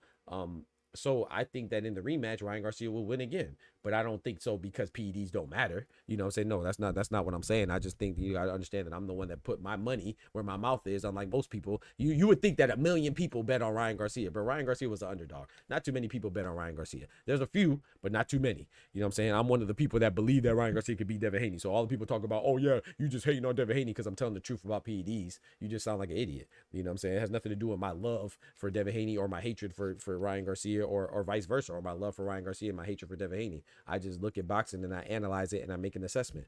Sometimes I'm right. Well, a lot of times I'm right. Sometimes I'm wrong. You know what I'm saying? It is what it is. I look at boxing as a sport. I don't try to live vicariously through any of these fighters. I don't know them. They don't know me. They're not any kin to me. I'm not any kin to them. I just call it like I see it. But I'm definitely rooting for Devin Haney because I don't rock with Ryan Garcia at all. But yeah, my guy, he said Devin finna go 2-0 in the next 2 fights with Ryan on some Bivol types. I hope so. Like I said, I'm rooting for Devin Haney, man. I'm not rooting for nobody that cheats and tries to deny it and blame. Just show some accountability. Be like, hey man, I cheated. My bad. I'm sorry. Let's move on. I'm gonna serve my suspension. I'm gonna pay my fines. Let's move on. You know what I'm saying? I would have been cool with that, but the fact he blamed everybody under the sun. He blamed his trainer. He blamed Devin. He blamed Nutribio. He blamed ashwagandha. He blamed the other substance. He blamed Devin. Devin's brother. He probably blamed me. Hell, he probably blamed you too. You know what I'm talking about? He blamed his mama. Talking about his mama she must have put the substance on his toothbrush. You know what I'm talking about? Blamed his auntie, put it in his eggs. Come on, man. Blamed his daddy, put it in the dog food that he accidentally fell on when he was high and ate because he was hungry. Come on, bro. I'm just not going. I have some accountability. You know what I'm saying? And so, no, I'm not rooting for. And then not to mention the stuff where he said F people that look like me and people that are Muslims. He said F Muslims and he said F black folks. Why would I like him? You know what I'm saying? So no, I don't like Ryan Garcia at all. I think he's gonna beat Rolly Romero, but I'm rooting for Rolly Romero. I'm rooting for Rolly, but I think he's gonna win though. You know, I think he's gonna win. Shout out I think people are counting out Rolly Romero. I think my guy Rollies, I think he has a chance, you know, a good chance, but I think Ryan Garcia is gonna be too much. I think he's gonna be too big and too fast. And I think the way Rolly is right now, I'm not sure how dedicated he is to the sport and locked in. He probably blamed the monkey he was chilling with too. I'm telling you, bro.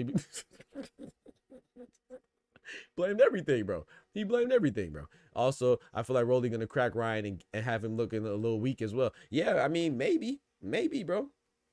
Maybe, bro.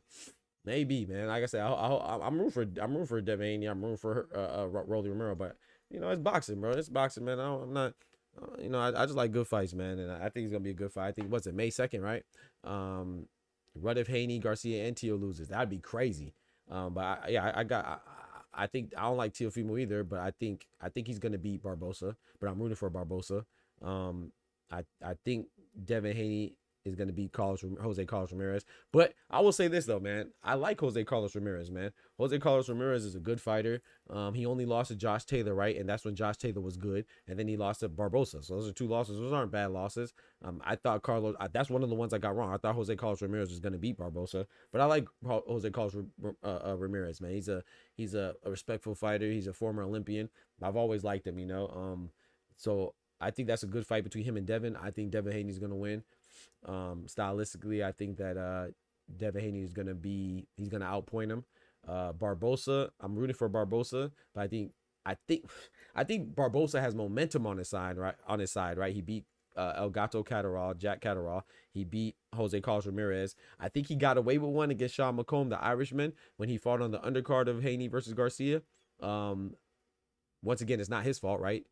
I thought he was the beneficiary of a robbery, though. I thought Sean McComb beat him, but it is what it is, you know. But anyway, his last two fights, Jose Carlos Ramirez and Jack Catterall, are way better than Teofimo's last two fights in Steve Claggett and Jermaine Ortiz, right? So the momentum is on Barbosa's side, but I think that Teofimo, even though I don't like him, I think he's one of the most talented fighters in boxing, you know, as far as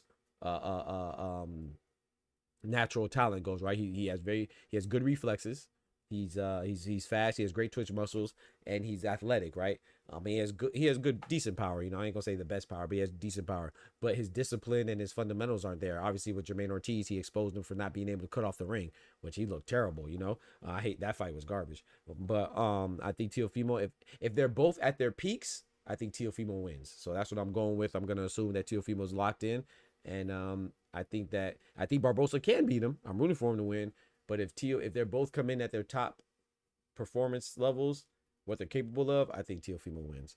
And then who's the other fight? Ryan Garcia, Rolly Romero. I'm rooting for Rolly, but I think Ryan Garcia is going to be too much. Momentum and that chip. Yeah, and that chip on the shoulder. Facts, Pearl. Facts. He got that chip on the shoulder as well.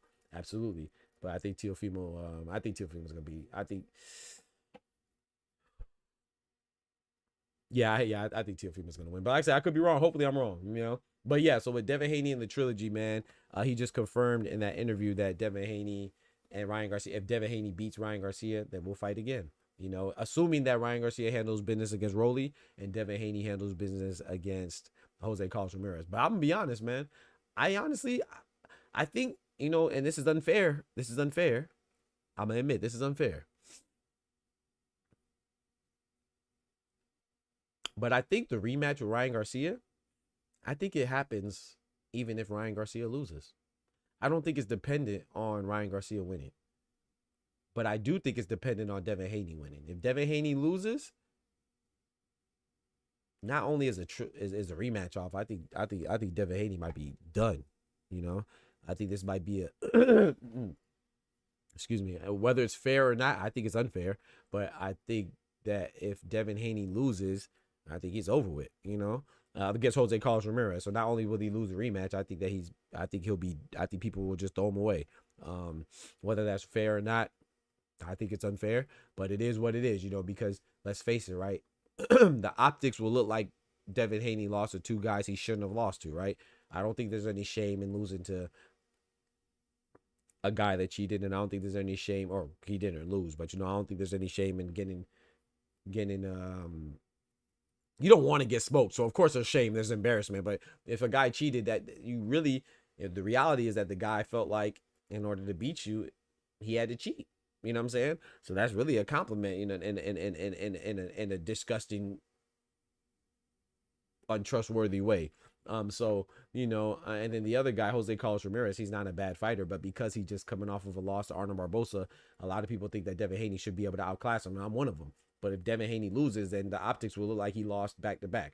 And so I think he'll be done as far as being considered a top guy. Like, I think he'll be that bounce back. That road of redemption will be very bumpy, muddy, and full with lions and crocodiles. You know what I'm saying? It'll be a very treacherous road to travel back to, you know, if he loses against Jose Carlos Ramirez. So, especially with public perception, man, I think it'll be over with Devin Haney. So I think that if Ryan Garcia loses to Rolly, I still think that people would want to see the rematch as long as Devin Haney wins. But if Devin Haney loses, I think that all bets are off. Yeah, facts. I agree. Ty. If Devin Haney, shout out to Trill Bill, and it's not fair. But if Devin Haney loses to Jose, y'all packing him up, right? I agree. I would still be interested in Devin Haney, but yeah, the public reception, he'll be done. It's over with. It's over with. Unfortunately, he said, I don't think their fight is contingent on one another. You don't think so, Styles? Nah, I think so. I think it's contingent on Devin Haney. If Devin Haney loses, there's no point. Ryan gonna break Rolly's jaw? Rollies! You dumbass. You might be right, Raw Dog. Do you feel like wearing sweatshorts in Haney's movement in that fight? He said, I hope they burn them. I'm not gonna lie, man. I didn't like the fit. I thought it was terrible. But I'm not gonna go that far. You know, I'm not gonna say, oh, that had something to do with it. I mean, did it really? I mean, only he knows. You know, he's wearing them things. I thought it hindered everything. I thought it hindered his how it looked. I thought it hindered his psyche. I thought that was a terrible fit. Some people liked it though, you know, but they didn't look like they had too much stability. But like I said, I don't know, man. What I think hindered that fight was Austrian. That's why I don't even. And of course, bro. I'm not a bro. I'm a boxing enthusiast, man. I'm a pugilist enthusiast. I'm a boxing aficionado, if I will. You know, I pay attention to boxing, so I'm not gonna. Of course, I'm not oblivious to the fact that Devin Haney's game plan was off. He approached the fight. His approach to the fight was more emotionally driven than anything. So of course, that's a good thing. I don't see that as a bad thing. Some people see it as a bad thing. I think it's a good thing. I think that it gives him hope that he can make a lot of adjustments, you know, and adapt to win, you know. But at the same time, I don't even care to do that deep of an analysis. A bitch cheated, you cheated. What happens? I'm an academic, right? I have my PhD in engineering. Styles, I met Styles in school. You know what I'm saying? Shout out to my boy Styles. Styles, what happens if you cheat on a test? Clone, you're an engineer. You went to school, right? And Ty, you went to school. What happens if you cheat on a test? What happens if you get 100 on a test, but then you cheat? They find out you cheat. Do they say, "Oh man, you're smart, man. It's just that you cheated, bro. So you know we're gonna count it for you. We're gonna give you all the credit, but you know we gotta say that you cheated, and we're gonna say it doesn't count." No, bitch, they don't say it doesn't count, bitch. They don't care if you cheated because you had to. They don't care if you cheated accidentally. They don't care if you cheated because you didn't know the rules. You might get expelled. You might get kicked out the class. You definitely gonna get a 0. You're not gonna get an attempt. They don't care if you cheated and you pass the test. They don't care if you cheated and you failed the test. If you cheated, you get disqualified. You get punished. You get reprimanded for it. So it's just so funny to me that people like they don't even grade it. They don't go through and grade your test and be like, okay, bet you cheated, but you got this one right. Or you got this one wrong. Or you cheated, you got this one. No, you cheat, you get your paper thrown up. You get your paper tore up and you get it thrown away. They don't care about the circumstances in which you cheated. They don't care if you accidentally cheated. They don't care if you intentionally cheated. They don't care if you knew the rules or you didn't know the rules. They don't care if your mama did it. They don't care if your friend did it. They just care that you cheated, and you know what I'm saying, you get punished. You're probably going to get expelled, or you might get suspended, or you might get an I. You might have to force a withdraw out the class. You might get a failing grade for that test, but nothing good happens out of that, you know? So I don't need to do any further analysis. Once somebody cheats, you cheat. I don't care what Devin Haney did or could have did or didn't do. I don't care. The man cheated. It's it. It's a no contest. It doesn't count. Point blank period. It's very clean cut and dry. Anything else that you're putting into the situation, it's emotionally driven. It's because either you love Ryan Garcia or you hate Ryan Garcia, or you love Devin Haney or you hate Devin Haney. Once somebody cheats, bro, it doesn't matter. It's over with. It don't matter. It just, like I said, when Justin Gatlin got caught cheating, they didn't say, oh, he got caught cheating, but man, he ran a 9.5 in the 100, which is great. But they didn't say that, bro. They didn't say, oh, he lost the race and he cheated, or he won the race. They don't care. You get disqualified, bro. That's it. And you might not be able to compete again. So I don't even get why everybody else is just the hype, you know, for clicks and stuff like that, bro. I don't care what Devin Haney did or did not do. I mean, he could have came in there butt naked. He could have came in there with no gloves. He could have came in there with no mouthpiece. He could have came in there butt naked is crazy. Pause. Butt naked. No, did it? They don't care, bro. We should not care, bro. Once you cheat, there's no further analysis needed. There's nothing else to say. The man cheated. Next, move on to the next. Serve your suspension and come back again. That's it. Everybody doing all this other analysis and all this stuff is because you're either trying to tear Devin Haney down or you're trying to boost Ryan Garcia up, or a combination of both. Once somebody cheats, you cheated. No, I don't see this. I don't see this defense or this analysis for Alexander Povetkin.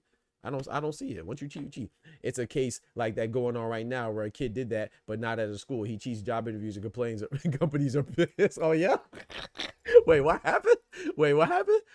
He said that there's a kid that's he did that, but not at school. He cheats job interviews and companies are. What you mean? How's he cheat the job interview?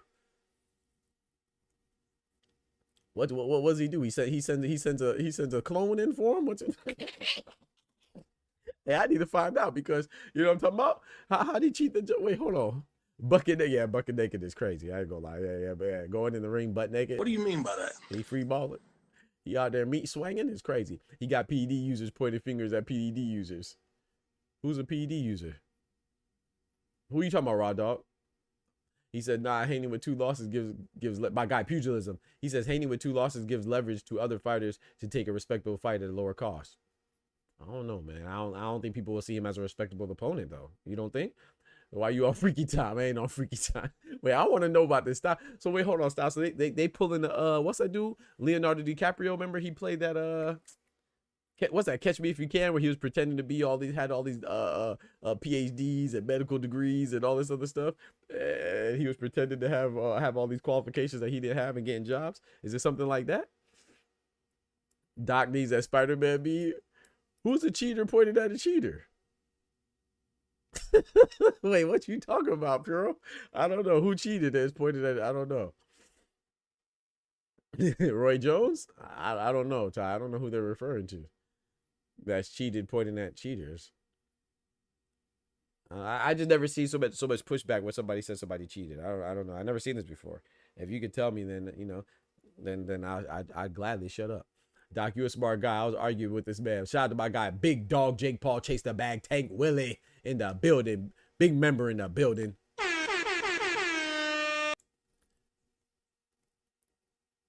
He built software that's undetectable, excuse me. He built software that's undetectable and gives the answers. Oh, so he's cheating on like interviews that are like electronic interviews. Oh, I don't care about that. No, that's work in the system. If you're that lazy, you shouldn't have electronic interviews anyway. You know what I'm saying? I'm fully against questionnaires and all these screenings and stuff. I'm fully against that. If you're looking for if you're an employer looking to fill a vacancy in a position, I don't think you should be doing it by AI anyway, because to me the AI it's cool, but AI is designed by who? It's designed by humans. So naturally, AI cannot, by default, AI cannot be unbiased. So all this stuff about, oh, it's unbiased, and no, it's not. No, nothing is unbiased because it has somebody inputting their own influence, their humanistic influence onto the AI. Somebody's programming it. You know what I'm saying? And it can only do what is being told at some level. You know, even if it's adaptable AI, even if it's smart AI, it don't matter. You know what I'm saying? So I don't believe in that anyway. So if he's cheating in an electronic interview, shout out to him. Big salute to him. I respect him. Good for him, because you're cheating people by not even taking the time to interview people appropriately anyway. So I don't feel bad for them. Shout out to him. We have to do coding interview. Oh, that's different. I thought you meant like the, you know, like the pre-screening and screening. Oh yeah, coding interviews. Yeah, I feel you on that. Yeah, that's cheating. yeah. Shout out to my guy Styles. Yeah, software engineers. Yeah. I got you. I thought you meant like the other ones, like the general stuff. But yeah, software, yeah, you definitely got to code. Yeah, that's why, bro, I hate coding, bro. I hate, you know me, I'm a mechanical engineer. I had to do like mechatronics and digital logics, and so I could code. I hate it. I could code in C, I could code in Java, I could code in HTML, VHDL, I could code in, you know, MATLAB. So I've coded too. I hate coding though. I freaking hate C++. I hate coding, bro. Yeah, I just don't like coding. So I would never. I'm definitely not a software engineer. So, but of course I had to code, man. It's like you can't get away from coding. He said, yeah, because if I'm a boss, I'm designing AI to only hire big booty chicks.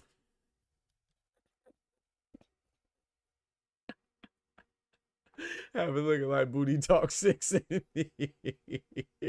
bro, shut up, bro.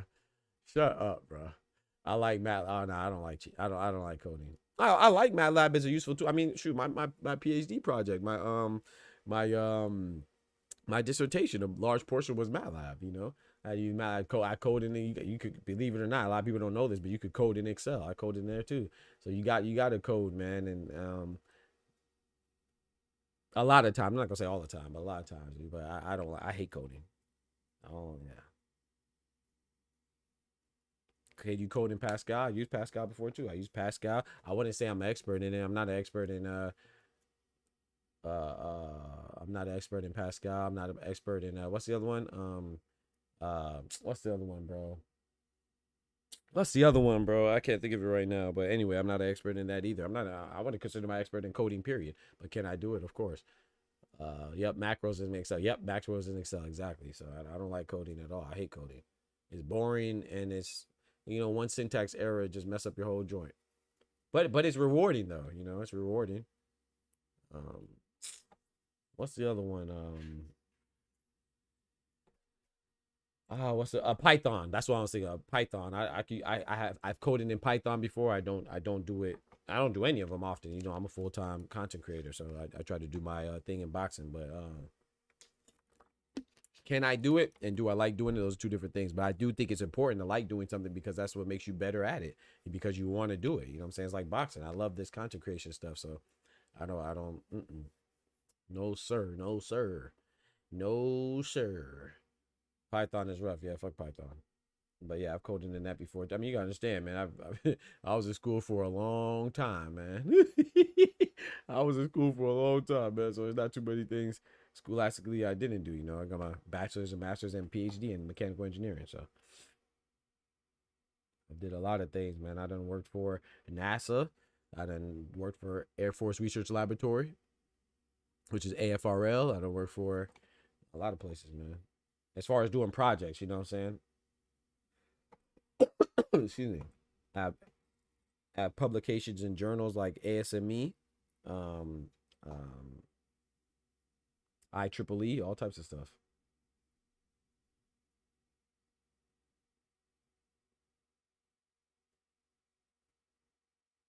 My bad, child. I was reading a text message.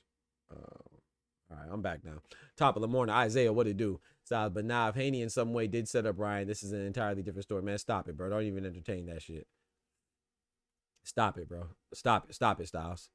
No. This man said, if Haney set him up, fake news. If you out here getting fake vagina over your fake jury, reality is reality. The man said, if Haney set him up, man. Yeah. And if pigs could fly. Get out of here, bro. Get out of here, bro. Shout out to my guy James. He said, "Have you coded in COBOL?" Nah. No, sir. I'm not familiar with that. I mean, I heard of it, but I've never coded in it. No. We not entertaining the idea of that. That boy Ryan receiving an IV on. Yeah, facts. Yeah, stop it, Styles. Set him up. Stop it, bro. Stop it, bro. I never heard anybody say Triple G set up Canelo. I never heard anybody say, gosh dang, who was Julio Cesar Martinez about to fight when he got popped dirty? I never heard. Who was Dennis McCann about to fight? Dennis McCann was about to fight Peter McGrail, right? When Dennis McCann popped dirty, I ain't hear nobody say, oh, Peter McGrail might have set him up, man. Stop it. Stop it, Styles. Stop it. Stop it, bro. He said, can a white man dance? Is what I was expecting. If you know, you know. Shout out to Pook. Shalip. He said, Kobo is cool as hell. Cobol. Yeah, I've heard of it. I never coded in there. But yeah, man. So, yeah, I'm about to open up the Discord if anybody wants to join, man. That's it for my topics, man. We didn't have that many topics, but hey, shout out to y'all, man, for rocking, man. We let those topics carry us throughout, bro. I really only had 3 topics. I only had Devin Haney trilogy with Ryan, Deontay Wilder calls out Big Baby Miller, and Stephen Bredman Edwards saying the exact same thing I said about Boots and Ryan Garcia potential fight. So the Discord is now open. If anybody wants to join, let's get it. He said, Puro, you never sleep. He said, I got to learn macros for Excel. He said, he one of your pupils, scholar? Who's one of his pupils? You said Doc work under me. Yeah, right, bro. You ain't smart enough. You ain't smart enough to work beside me or under me, much as me work under you, boy. Stop it. Yeah, it's not too bad to learn, James. He said we talk about snack pack, but folks get quiet about that Reynoso. You feel me? You feel me? We talk about that snack pack, but they get quiet about the Reynoso shot. Hey, man, hey, chill on my boy Cinnamon, man. Chill, bro. Chill on my boy Cinnamon, man. You feel me? Chill on my boy Cinnamon, man. Relax. Relax, Ty. Relax. Hey, but Reynoso be looking crazy. I ain't gonna lie. Shout out to Eddie Reynoso, but yeah, his camp be looking crazy, bro. Oh, you gonna pull up my guy Oscar, man? My brother Oscar in the building, man. Yeah, it says Snackalicious. Snackalicious, man. I woke up this morning with a headache, bro. I did not work out this morning. I hate that. I hate that. But it is what it is, man. Don't forget to subscribe to the channel if you haven't done so already. You know what I'm talking about? Subscribe to the channel. Smack that like button. If you have not smacked that like button already, smack yourself and then smack the like button. And also subscribe to the channel. Hit that bell to turn on notifications as well. We go live twice a day, Monday through Friday, 8 a.m. Eastern Standard Time, and for the morning show, and then 7 p.m. Eastern Standard Time for the late show, man. We get the hustle off the muscle, man. Let's keep going and growing. Subscribe to the channel for your boy. You know what I'm talking about? And if you haven't done so already, consider becoming a member if you are not, man. Become a member for less than $3 a month. For $3 a month, you can do more, of course. But starting at $3 a month, you get access to all these fire emotes. You know what I'm talking about? We got the GOAT, we got the GOAT, we got the Legend, we got the Face of Boxing Cinnamon, we got the No Diddy, we got the Boots, we got the Fake News, the Biscuits, the GTD Chain, the Ayo, the the Gypsy King of Obesity, my guy Tyson Fury, and we got good old Trio Beal. You know what I'm talking about? So go ahead and do all that, man. Hold down the channel, keep us going and growing. We get the hustle off the muscle around here, so we appreciate the love and the support from all the members so far. We're gonna pull up my guy Oscar right now to the channel, man. Welcome my boy Oscar, my brother right there, man, and my brother Clone in the building as well, man. What's good, fellas? I'm glad I stopped talking when you pulled me in. Oh Lord, what you said, bro? Come on, man. Nah, I can't say no straight. Yeah, you don't want to get canceled, bro. I can't even have the homies on the chat, man. Y'all trying to get me canceled, man. Me and Oscar was talking about something. Yeah, you know how. Yeah, I don't even want to know, bro. Yeah, Oscar. I remember I had Oscar up. He tried to get me canceled the first 2 times he joined the Discord. That's crazy. I don't even want to know what y'all was talking about. No, it was like related to, like, you know how the Pope Princess died. We're doing a little section about Catholics, but you don't want to hear about it. Yeah, no, thank you. I believe you. Don't forget to smack that like button. What's good though, man? Talk to me, fellas. I'm just gonna say this, okay? Talk to me. It involved P. Diddy, Catholic Church, and Sunday pastors. Come on, bro. Come on. The man just died, bro. Can you give it a week, bro? No, man, my grandma died and I was making jokes the next day. What? That's crazy. No respect, man. Rest in peace, Pope Francis, man. 88 years old, 88 years young, man. Good heart, man. I think he was the first pope from South America, if I'm not mistaken. I think he was the first pope from South America, period, from Latin America, period. But he's definitely the first pope from Argentina, specifically. Yeah, I think he was the first. Oh, I didn't even know that. Yeah, if I'm not mistaken, somebody correct me if I'm wrong. I think he's the first pope from Latin America, period. But also obviously from the country. Big soccer head, yeah, facts. He was cool. Yeah, man, and he said a lot of good. You want? Did a lot of good. You want topics, Doc? Do I want topics? I don't know what your topic is, man. I don't know, man. Because I got green beans, potatoes. Hey, tomatoes. green bean, potatoes, tomatoes. Hey, yes, sir. I want to talk about the upcoming May 2nd card. And who's y'all picks and everything, and why I think that May 2nd.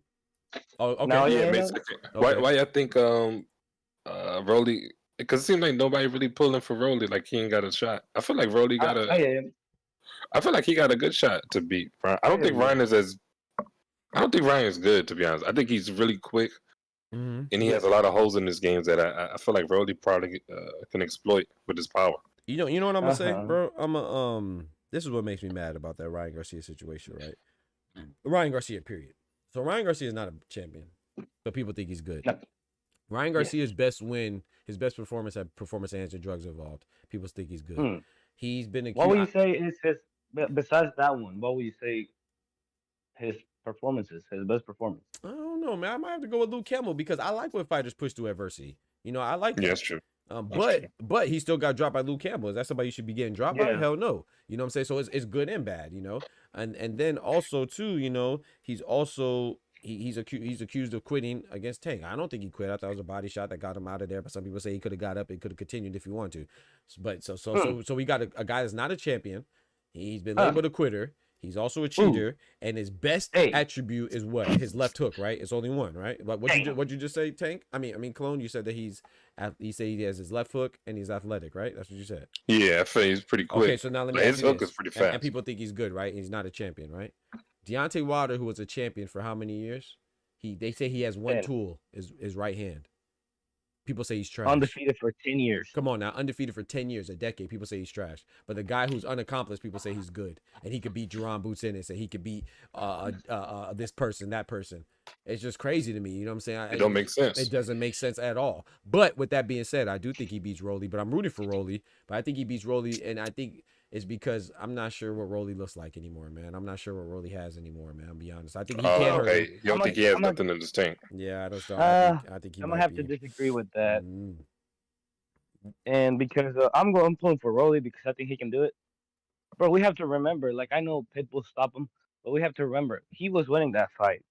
If I guarantee, if the ref wouldn't have start taking points because of holding, he could have won that fight. Okay.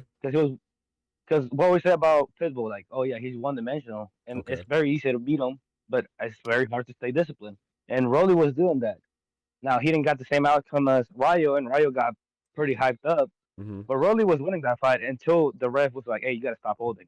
Okay, that's fair. But keep going. Yeah, keep going. I'm gonna bust your head real quick if you allow it. Oh no, go ahead. Crazy. Go ahead. Pause. That's crazy. Come on, bro. Bust your head is a pause. But come on, man. No diddy. That's crazy. No diddy. He been freaky as hell today, bro. He said, "If you allow it, what?" Come on, bro. Go ahead, man. Yeah, no, and I know, like, he's been looking shaky. But against power punches. Yes, I agree. I think Pitbull and Barroso's hit harder than Ryan. Okay, there it is, right there. I don't have to bust your head. You just bust your own head. Pause. Ishmael Barroso, man, the old man. You know what I'm saying? I give him a pass for Isak. I'm with you on that. Pitbull, I like Pitbull. You know, there's no shame in losing to Pitbull, especially if you're not an evasive fighter like we know Rolly's not. And like you said, the referee told him to stop holding, and he was winning that fight. Ishmael Barroso, though, man, I just don't think if you can't handle Ishmael Barroso, bro, and no disrespect to Ishmael Barroso, I don't think you can handle. Come on, man. He what? He did what? He won. He won. he won on paper. But come on, man. We know that was a premature stoppage, man. If that was ever a premature stoppage. Yeah. But then we got to remember Moroso's, how he do a Howard Davis. That's true. Oh, Howard Davies. Yeah, you're right. You're right. That's true. He stopped that boy.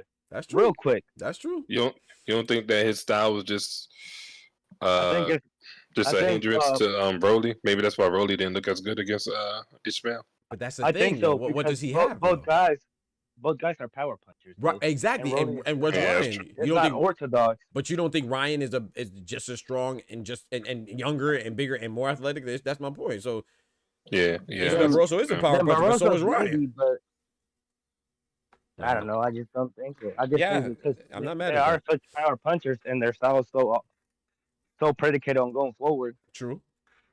And Rolly Styles is just like, he's awkward. So true, he is awkward. I think his awkward could help. Yeah, his awkward style could help him against Ryan. Because I don't think Ryan actually follows any game plan that is actually laid out to him. I think he goes in there and try to just use his left hook and he don't even set up any of his punches. Mm-hmm. He just be throwing. Yep. Hey, give me a quick second, real quick. We got some love in the super chat, man. Shout out to my boy dropping the graffiti on the chat walls. Big Dog Willie with that bread, that cheese, that butter.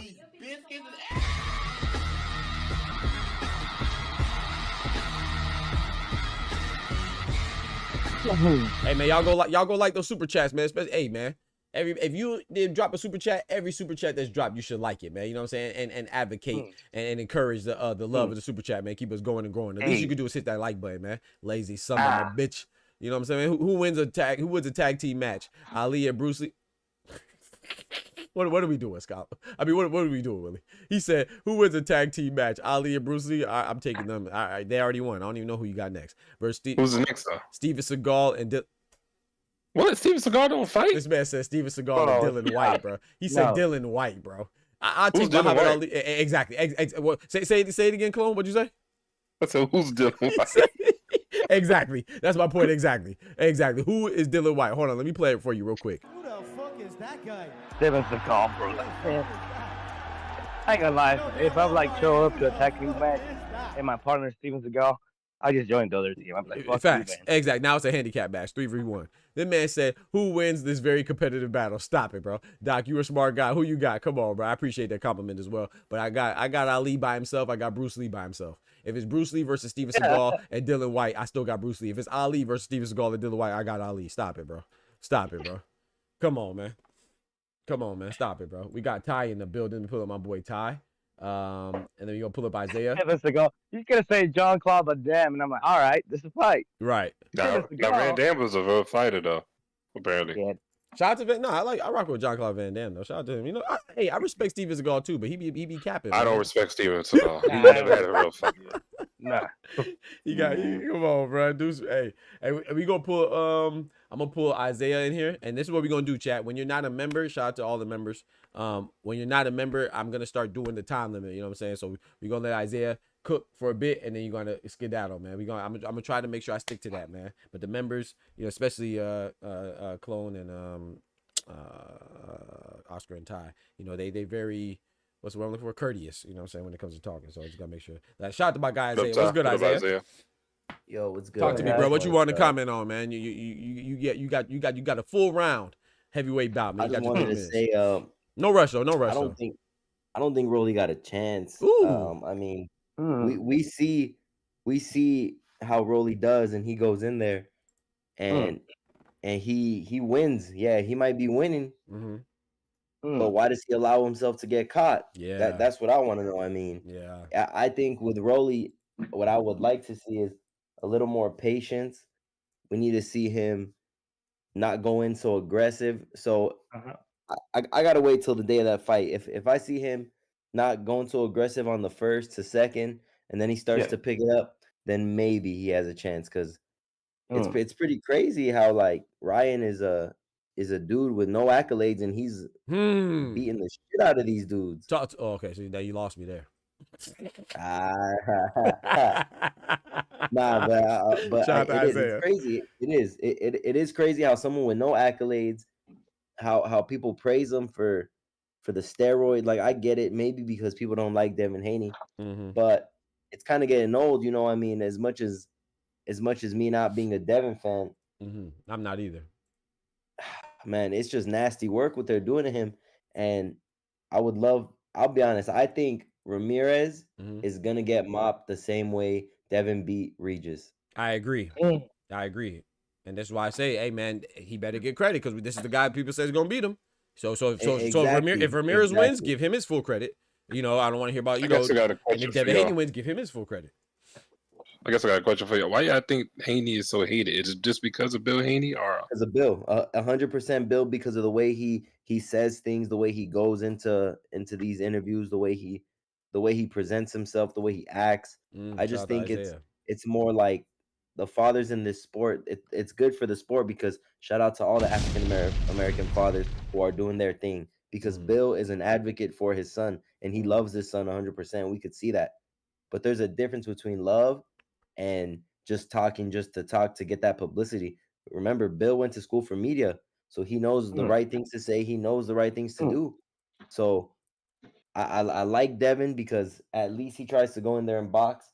And I'd rather watch Devin over Shakur all day. Shout out to Isaiah.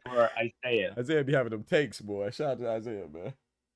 What's up, man? Yeah, I got a question for you. Don't you think that same thing that you said about Rolly could be applicable to Ryan? Yeah, because he don't really know how to. Yeah, he don't really know how to control the distance. We've seen plenty of times where he let the fight get on the inside. But also, too, we got to remember, Devin knows how to control the distance. So the way he went I'm talking about Rolly. Oh, okay. Yeah, Rolly.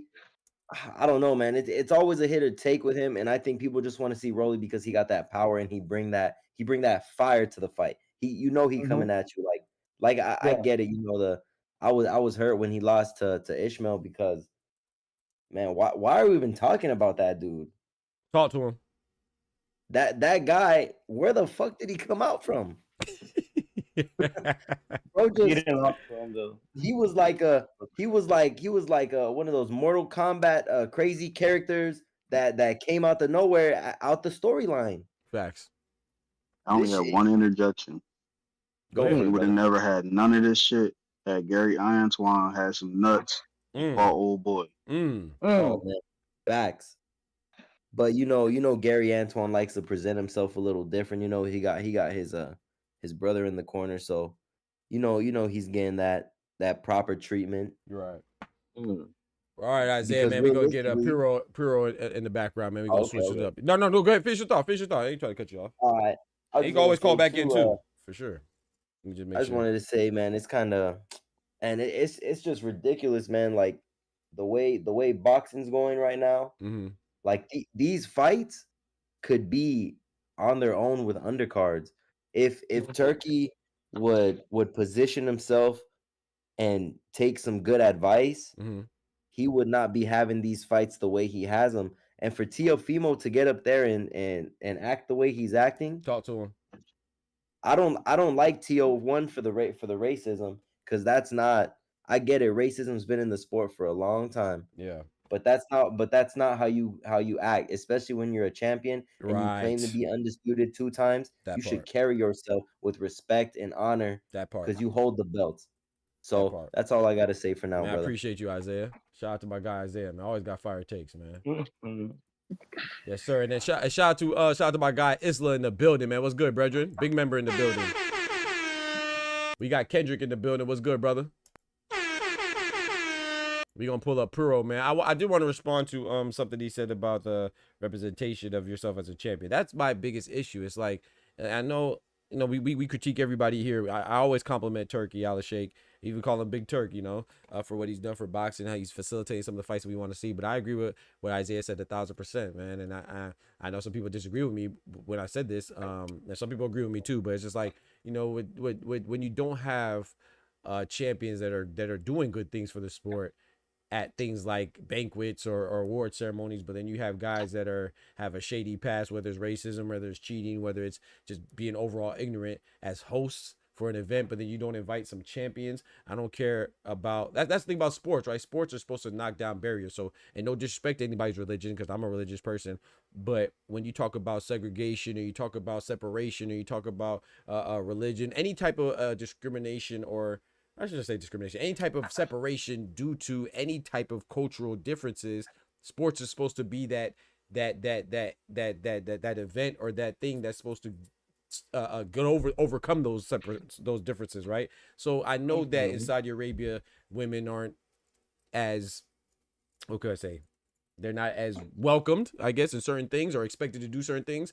But this is a sporting event. It's not a Saudi Arabia event. It's not an American event. It's not a Nigerian event. It's not a Christian event. It's not an atheist event. It's not a Muslim event. It's an event for boxing. And as a champion, Michaela Mayer, Clarissa Shields, as a champion, Gervonta Tank Davis, as a champion, these champions should have been there, especially when you have people that are looking very shaky with their representation of the sport, doing such things and playing pivotal roles as far as hosting and giving speeches. I think that's a bad look. But Turkey has done a lot of good things, but I thought that was a misstep. So I agree with Isaiah 1,000%. And I think Taiwan to chime in. I don't know if you or somebody. Or maybe it was you, Oscar. Maybe I heard somebody's voice. And I'm gonna bring up Pearl. Fuck you. But I do think Pearl Tio is very talented, though. I gotta say that. I will say I can't take that from him. But yeah, shout out to Isaiah though, especially when he said the decorated part. You know, shout and Ryan did beat guys like Javier Fortuna, Manuel Tago. Like some people consider him being Devin Haney. I don't. I'm sorry, but if you're gonna give me, if you're gonna say Barbosa shouldn't have done that, right? I'm not gonna give you Fortuna. Right, I'm not going. Right, I'm not. I agree with you, but I do gotta say, you know, when I'm just talking about when Isaiah said he'd beating the shit out of people. That's the thing. He hasn't really had to be fair, when he did have the opportunity to fight a champion in Tank, people made excuses. They said that he was weight drained and all, even though that's the division he wanted to fight at. You know, he agreed to fight there. He was weight drained. Okay, bet he got stopped. He was weight drained. Now he won. I guess in his title opportunity on paper, or it looked like he won right against Devin Haney, and then he cheated. So you could look at it like him screwing himself too. You know, and he hasn't really had a opportunity. He had opportunities. He just fumbled them. You know, and so he hasn't really beaten anybody. He's not really. So I can't say that he's beating the shit out of people because he's beating people that he should beat. He's not beating anybody that's like to put him in the champion. But let me pull up Puro. Yo, Puro, what's good, bro? Yo. Uh-oh, we lost Puro. We lost Puro. Puro. You there, bro? Let's keep it going while you try to get his mic right. You on mute, bro. Yes, sir. How you feel about Benavidez retaining his regular champ? Well, he's a testing. Yes, sir. Puro. Yeah, they're here. Okay, I'm sorry. I'm gonna go back on mute. I cut somebody off. No, you're good. You're good. You're good. Yeah, we're gonna jump back. We're gonna double back to that. I appreciate it, Puro. Cool. We're gonna double back to what Oscar said. Because that's we switch to the topic. Yes, sir, man. What's good though, man? Appreciate you joining, man. Shout out to Puro. This your first time, I believe. Yeah. I've been listening for since I saw your channel a while back. I appreciate it, man. Comment every now and then. I know Scholar. I think you know Scholar as well. That's what's up, man. But I've been doing this YouTube shit. Scholar ain't got the best reputation over here, but shout out to Scholar though. Scholar, cool, man. Yeah, he all right. Oh, that's Scholar. Scholar, all right. No. No, it's Puro, po. I'm talking. Oh, okay. He mentioned Scholar. I was like, who the hell? Let him bet. Never mind. Scholar be acting crazy, man. But go ahead, Puro. Talk to me, bro. How you feel about some of these topics, man? I'm gonna start this clock real quick. Go ahead, bro. What do you want to discuss? So you guys were talking about the fights coming up with Ryan, Devin. Yes, sir. Or anything you want to talk about. Anything you want to discuss, man. It's your time. Yeah, no, I'll keep it on topic. Yeah, like I was saying in the chat before, I actually think the rematch gonna happen between him and Ryan, regardless of if Devin wins or loses. Really? I actually got Devin losing a close one to Ramirez. Hey, I'm not mad at that. Ramirez is nice, man. I like Ramirez. Yeah, he's a really good fighter, former Olympian. You know, former Olympian. It's clearly gonna be his best opponent in his career, in my opinion. Yep. Oh, yep. Really? I would say he fought a very good Josh Taylor. Josh Taylor was on fire when he fought him too, though. Yeah, no, that's facts. And I thought he was piecing him up too until he got dropped. Yeah. Yes, I agree with that. Yeah. So yeah, I would definitely say Devin Haney and Josh Taylor definitely is top two. So I agree with you. Most So Ramirez is just well schooled, man. It's gonna be a tough one, man. Yeah. So you think that if Devin Haney, so he loses his decision, you think that people will still be interested in him versus Ryan? Yeah, I think it's gonna happen. It's just because of the whole controversy, and I mean, it's like it's a means to an end, pretty much. I mean, that fight's gotta happen. Facts. It's gotta happen. I agree. I agree. So who do you have winning the rematch? And Ryan's Ryan's one of my favorite fighters. Him and Tank are my current favorite fighters. That's what's up, man. Who do you think wins the rematch? Assuming everything is Ryan. Yeah. Ryan. Yeah. Yeah, it's just stylistically, they've been, like I was saying in the chat earlier, they've been fighting since they were 7. Yep. 3-3, so right? they know each other so well. It's just it's a bad matchup for Devin, bro. Like out of 10, Ryan wins 7 of them. Devin wins 3, and that's like the best versions of themselves. You know? Okay. Yeah, it's just that speed. It's just you can't. There's nothing you could do with speed. Like a lot of people saying, "Oh, how can you not plan for the left hook?" And one of the left hook, it was the speed. There's nothing you could do for the speed. Yep. It's just it is what it is. You got to be very defensive savvy. And I don't think that's why I was so comfortable with. I don't want to say so comfortable. Like don't get me wrong. I didn't think like, oh, Ryan Garcia would definitely win. You know what I'm saying? But I was confident enough to put my money on it. You know what I'm saying? Now I don't really. Yeah, me bet too. That much, I put my money on that right, shit too. Especially 12-1. Man, that's a given. Exactly. So because of the history, because of the amateurs are going 3-3, I thought it would do something. And Devin Haney. Not saying that he doesn't have the tools to beat anybody, but I just think stylistically that's a tough matchup. And then at that point when they fought, you know, Devin Haney at that moment, he wasn't like the guys that he fought were either older or smaller or something. You know what I'm saying? Something like that. I'm not saying that he can't beat anybody that's the same size as him. I'm just saying they just weren't. You know what I'm saying at that point. So I thought that Ryan Garcia brought a look that he hasn't seen at least in a while.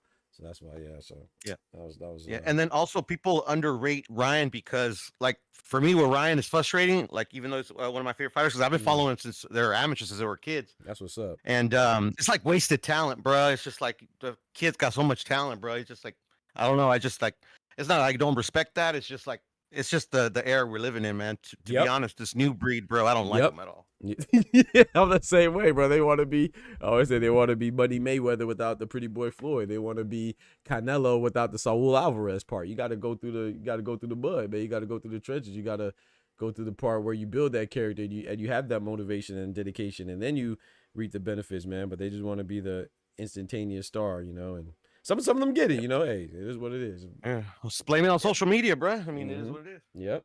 It is, man. That's a fact, man. Hell yeah, Piro, man. I appreciate you coming through, man.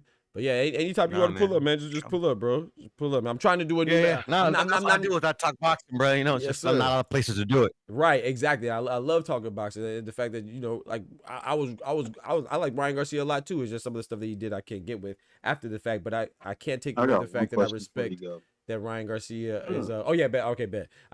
I gotta respect the fact that, objectively speaking, I do think Ryan Garcia will fight anybody, and that's why I liked him a lot. That's why he was one of my favorites to watch and stuff like that, because whether he win or lose, I don't really care. You know, I don't really care about it. I don't throw away fighters for losing. It's just the fact that you want to fight, and, you know, I always feel like he is a live dog and has a chance because of some of his attributes, but it's just his antics, man. I can't get with it. So yeah. No, neither can I, but that's the thing. That's the thing where people, like, I don't know why they can't separate it. Yeah, it's like Tank. Like, I think Tank is the biggest hoe bitch because he hits women. That's just me.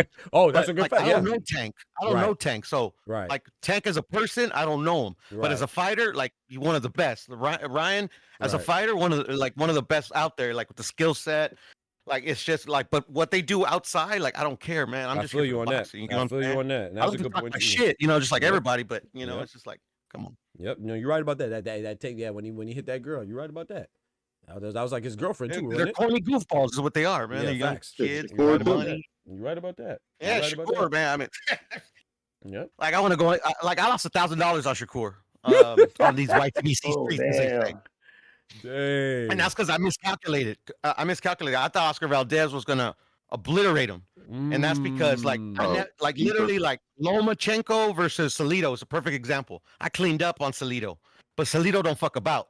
Yeah. You get what I'm saying? Yep. So, like, and then I also discounted that Valdez has been outboxed before. So it's nothing new. Right. You know, like against a Pitbull. It was a Pitbull. No. He's a Blue Nose. Blue Nose was piecing him up, but his power bailed him out. So I just got overconfident. And it is what it was. Right. I feel you. But yes, sir, man. Hey, man, please call in more, man. I'm trying to make it. Oh, my bad. Ty said he wanted to ask you something before you go. Go ahead. No, go ahead, brother. I'm a renege. Hearing that actually answered my question. Oh, okay. Okay, Shad. I want to ask him. Go ahead. Are you going to tell me for losing $1,000 or what? Hey, I made all that money back on the crap table, though. That's what I'm talking about. How could you have that sentiment about being a boxing purist and still consider yourself to be a Ryan fan? Because his transgressions wasn't just outside the ring; it was in the ring too. That's a good question. And you know, it's an excellent question. And to be honest, bro, like I've been watching boxing for like 30 plus years. Ain't nothing new. It ain't nothing new. It ain't nothing new under the sun, man. Roy Jones Jr., somebody brought it up. Like, I love Roy Jones Jr. To me, he's one of the best to ever do it. He reminds me a lot of Ryan in the speed. You know what I'm saying? Yep. But the thing is that, like, he got popped. Nothing was done because of a loophole. At the end of the day, PEDs in boxing, to me, is a big show. I think all these fighters are on something for weight. In regards of weight, but the thing is, steroids and boxing doesn't make you it's not going to make you any better than you are. Like if that was the case, go to Muscle Beach and Venice Beach, all these dudes would be world champions. It just don't work that way. Shout out to I wish I could take steroids, man. Because as a kid, all I wanted to be was a boxer. If I could take steroids, man, and be a champion. Oh no, I might disagree with that. That's where we defer. Right. It's I might disagree with you're that. You're saying you're okay just because it's done. I think where we agree to disagree is where morality comes in. Roy Jones was one of my favorite fighters as a kid. It hurt my heart to find out that he was a PED user or steroid or had steroid use. He will never be on any pound for pound status with me. And to second that, you know, I like Roy, but I can't lie. When I always say, "Oh, Roy is best," I'm like, bro, you gotta have longevity, you know. And so I definitely put. I don't really say I factor in the PEDs, and I should. Sometimes I forget about it. I'm not gonna lie, but like the longevity part is like I'm very critical of the fighters that are considered the best. He had a time, you know, he had a time in his prime when he was nice, but then you know, like you said, it has that shot, that doubt, you know, with the PEDs and stuff. It's like I don't know. Yeah. I just can't throw them away over that stuff. You know, I get feel the you. morality thing. Yeah, I feel you. No, I feel you. Yeah, I don't think I'm gonna throw away Muhammad Ali because of a diuretic. Nah, fuck all that. Right. I don't think you should change either. I mean, that's your principle. That's just me. But I respect, you know, everybody's opinion, especially when they come in like from a place like of honesty. You know, like a lot of people just like to cap. Right. To me, man, it's just like I respect the boxers too much, man. You know? Facts. That Wait, part. Pure, I got a question for you. So you said you've been following Ryan for a minute, and you say he's one of the most talented. You think he was held back because of the weight division he was at? No, I think he was held back because Oscar De La Hoya, or as I like to call him, Fishnets, is a horrible promoter. Fishnets. I agree with that. And the way he came up through social media, it was a hindrance, but it was more of it was more of a hindrance than it's 50-50 because the thing is he was the first to do it. Like literally, like, he didn't need Oscar De La Hoya. He just didn't know that. He didn't need him at all, whatsoever. Yep. It is what it is. It is what it is. But he's his biggest hindrance because it's like wasted talent. Like I said, wasted talent. It's like Tank Davis. Tank Davis is wasted talent to me. Like, why is that? Tank Davis is the best in boxing right now. Like other than Canelo and Bud, you know, all the proven. Right. Tank's that dude. He just boxers are like that. Some boxers don't want it. So as you say, like as far as unifications, you need more unifications, you need more challenges. That's what you mean, or what do you mean? No, well, the thing is it's a lot of shit. You know, the PBC. It's I'm sure he has personal stuff. It's just like fighters with that much talent, they usually go a long way. It's like if it's a rare exception with that much talent. It's where he is at. You get what I'm saying? Yeah. Well, and I'm trying to make sure I understand. So you're saying like your expectations aren't met with him. Like as far as his opposition. Exactly. Okay. Yeah. That's fair. My favorite fighters, I hold them to I'm hard on them, like Facts. way too hard on them. So I could be a little too hard on them, but I just expect a lot, bro. It's like, bro, I agree. like, I want unifications too. I want unifications too. I'm with you on that. So I think that's a fair assessment. I just wanted to make sure I was following. That's all. But is that same standard being met with Ryan though? It's like you have a harsh critique with Tank, which is pretty valid in my opinion, because I think he's an underachiever in a sense. Yes, he has accolades, but with the talent he has, it leaves a lot more to be desired. But Ryan, right? To have that take. Let me pull my GTG chair. No, he's talking about for Tank. Right now. Yeah. Oh, for Tank. Okay. Have certain concessions for the things that Ryan. Well, he did say. I didn't hear that last part. He said certain concessions for Ryan, and then you cut off Ty. I said I agree with the Oscar point, but he agreed to go there. Okay. Yeah, no, that's a fact. Hey, everything's on him. Like literally, Ryan's the biggest disappointment in boxing. Yeah, he did say wasted talent when it came to him. So I thought he was pretty fair. Yeah, fucking Jesus. Yeah, man. Yes, sir, man. But yeah, it is what it is. But I agree with that though. And I see what Ty is saying as well, man. I think that yeah, I don't know. I hold them to account. Hold all of them to account. You know, fuck these fighters, bro. Yeah, I want them to do more, but at the same time too, I kind of feel like maybe I'm giving them a concession, like Ty was just saying. But sometimes I feel like, man, I kind of understand it because of our perception of them, and not even that, but also the reception that they get, you know, from us if something happens. Like I fully expect Charles Conwell to be. I wouldn't be surprised if we don't see Charles Conwell again. I ain't gonna lie to you, bro. That's how I feel. I feel like if once you lose, you're just gone, bro. Like I think that the fighters see that. There's some of them that I guess they rise above that, you know, because I guess we just love them so much. They're polarizing enough. Or even if it's controversial enough, or they're popular enough to where they could lose and bounce back. But a lot of fighters, man, they lose once, man, we don't see them again, bro. It's just like, damn. So I could kind of understand why they are a little more cautious. Not to give anybody excuse, whether we're talking about Tank or Ryan or Devin or Canelo or whoever it is. It's like it's hard for me not to be like, dang, okay, I can see why you may not be as willing to take that challenge when, you know, we see what happens with this person once they lose. Deontay Wilder's trash once he loses. This person's trash once they lose. You know, it's crazy, bro. Tyson Fury trash once he loses. It don't matter he lost to Usyk, but he lost. He trash. Like, it's crazy, bro. Yeah. No, the fans ain't shit. That's a fact. Ain't shit, bro. Let me ask you this, because I know y'all said y'all like when fighters go for unifications, but do every fighter need unification to be considered great though? Maybe they just want to be a champion. I got Isaiah back in here. I don't think that you have to be. Yeah, I think you have to. I'm not gonna lie. Well, it depends. Like, okay, if you there's multiple ways to success, right? There's what if you want to just dominate your weight class and just clean them out? But if you clean it out, then how are you not unified? So that kind of that's true. That's true. But I think that there's ways to greatness, right? I mean, like Oscar De La Hoya is great, right? And then Pacquiao is great. Pacquiao's never been undisputed. Now Inoue is great. He didn't go up as many weight classes. B-Hop stated primarily he campaigned at. Well, I mean, I know he went to 175 and stuff, but he primarily campaigned at middleweight. That's where he made his name. 20 consecutive title defenses. He's great. Floyd Mayweather, you know, he beat so many champions. He's great. So it's not just one way, but I do think that you have to James Toney or you know, or Roberto Duran, whoever it is, wherever you want to go with it. You know, Tyson Fury, like he dominated his era of heavyweights outside of Usyk, but then you could say, oh, he didn't beat.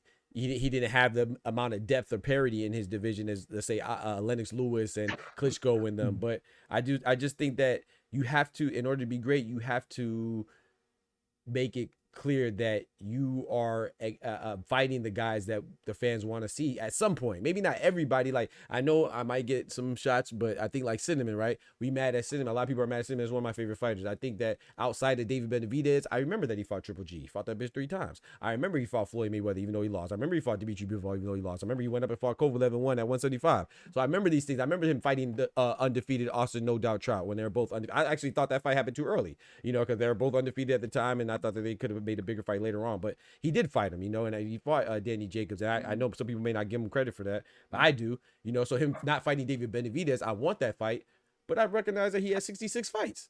You know what I'm saying? He's 35 years old, but fights since 15. So maybe to him, it's not worth fighting David Benavidez right now. So I don't hold it against him. And the fact that he was never mandated, you know what I'm saying, or never ordered to fight David Benavidez, you know. So it's like maybe I'm giving them excuses to some people.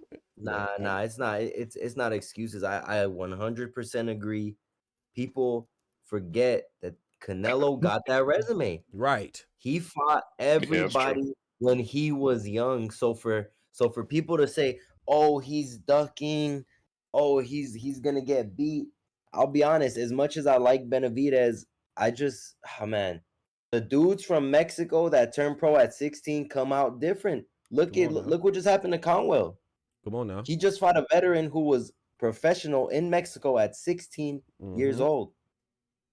That's because these guys in Mexico don't have the opportunities, don't have that matchmaking that Top Rank has, that PBC has.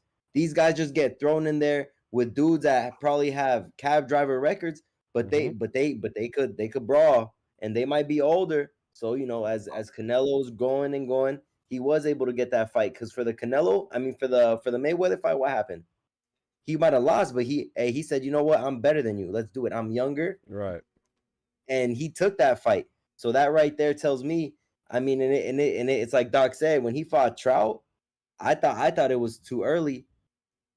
But I mean, he did what he did. He fought Jacobs. He fought Kovalev at 175. He's fought Triple G. He's fought almost everybody. So for them to say he's ducking one dude, right now he's fighting the guys that are on the pound, not the pound for pound, on the rankings. I know he's on the rankings, the top 10s, maybe even the top 5s. Yeah, one. So we got Edgar Berlanga was ranked number 1. We didn't like it, but he was ranked number 1. Exactly. We got to give him credit because he's giving these young guys a chance. Maybe that he does know, if I fight Benavidez, that would be my toughest fight. But somebody who got 66 fights, who's fought everybody, who's done everything he can in the sport, I guess I can understand why he says, you know what, why do I got to fight him? Right. And it's kind of like the whole Tank thing too. People say, oh, he got to fight Keyshawn. I don't think he does. The only people he got to fight is Shakur. I agree. And that's it. Just because one, Shakur's in his weight class, and maybe Loma. I feel like that's kind of where. Loma too. I wanted to fight Loma. He is. I ain't gonna lie. I wanted to fight Keyshawn too. I ain't gonna lie. But I agree he doesn't have to fight him right now. But I do want him to fight. Yeah, I want to get unifications, man. I want to get just because Keyshawn is young and he didn't even grow up with Tank in his age group to where somebody.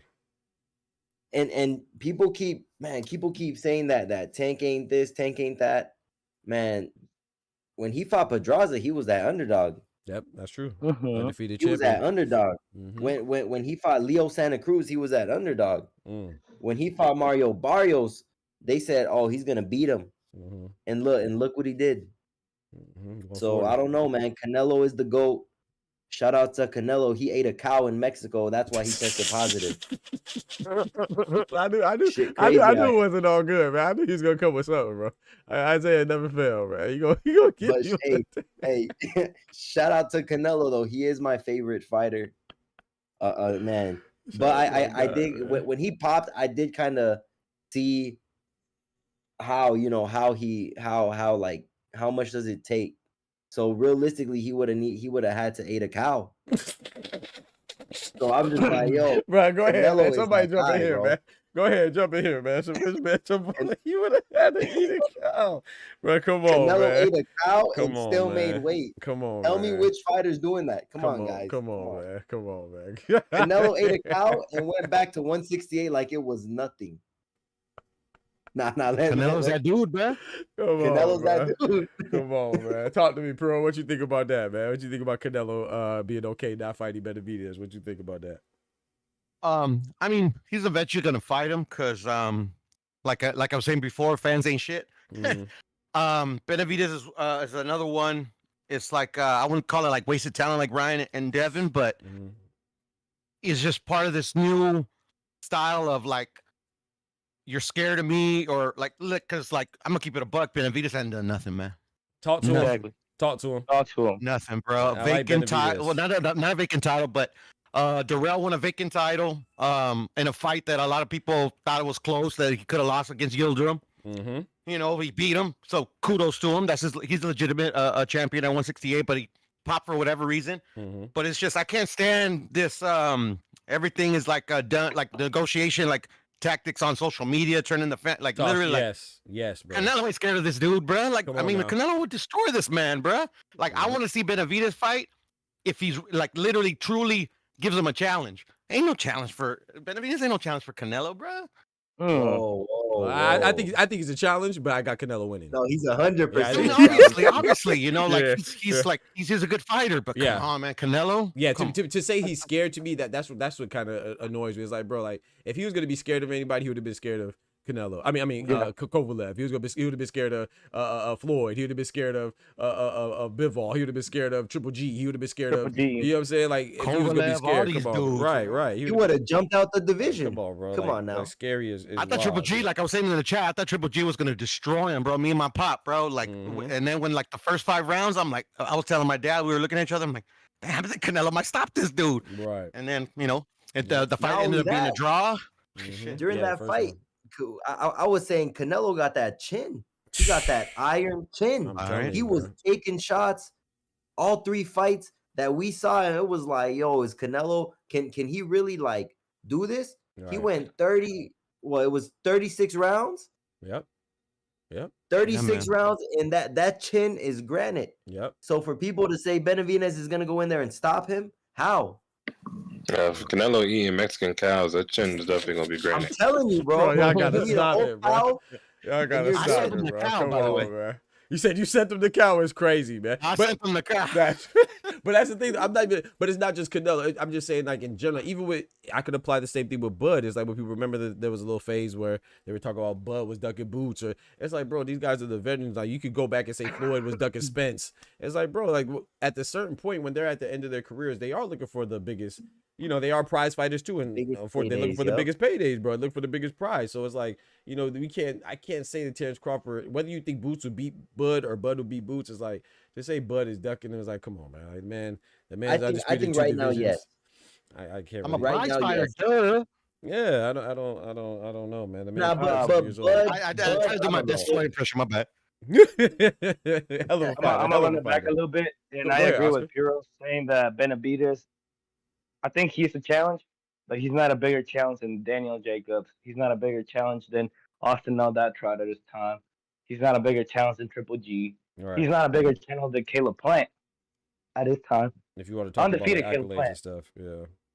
Because I had Caleb winning that fight until he went out on his shield. Oh, yeah. Bro, told me, bro. I was like, man, Caleb Plant was doing good. Yeah. Caleb was schooling this man, bro. Yeah, and Billy Joe Sanders. You remember that one? We just remember the stoppage. Billy Joe was up in the scars. Yeah, that was disgusting. That's why I like. That's one of the reasons why I like Caleb Plant. I like the way he handled himself against Canelo, man. I mean, I liked it before that too with the Jarrell fight and the Uzcategui fight, but I really put it over the top. I was like, man, even though he lost, it's like I like good performances, man. When fighters show heart, and stuff like that. I thought he showed heart. He lost, but let me get Ty in here, man. Go ahead, Oscar. My fault. I didn't mean to cut you off, bro. My fault. I got to run, fellas. Actually, real quick, because I got to take my daughter to school. But thank you for having me on, man. Thank you for joining. I just wanted to say I don't even rate Caleb Plant. I don't rate Caleb Plant, and like how he was schooling David Benavidez says it all, man. But I'll hop on later, man. Shout out to you, bro. I appreciate you, bro. Thank you for having me on. Man. God bless, later, fellas. God bless. All right, peace out. God bless y'all. Peace out. Stop eating them cows, brother. Yo, Ty, talk to me, bro. You been quiet, man. What school you go to at 11 o'clock? But never mind. Oh, he could be on the West Coast.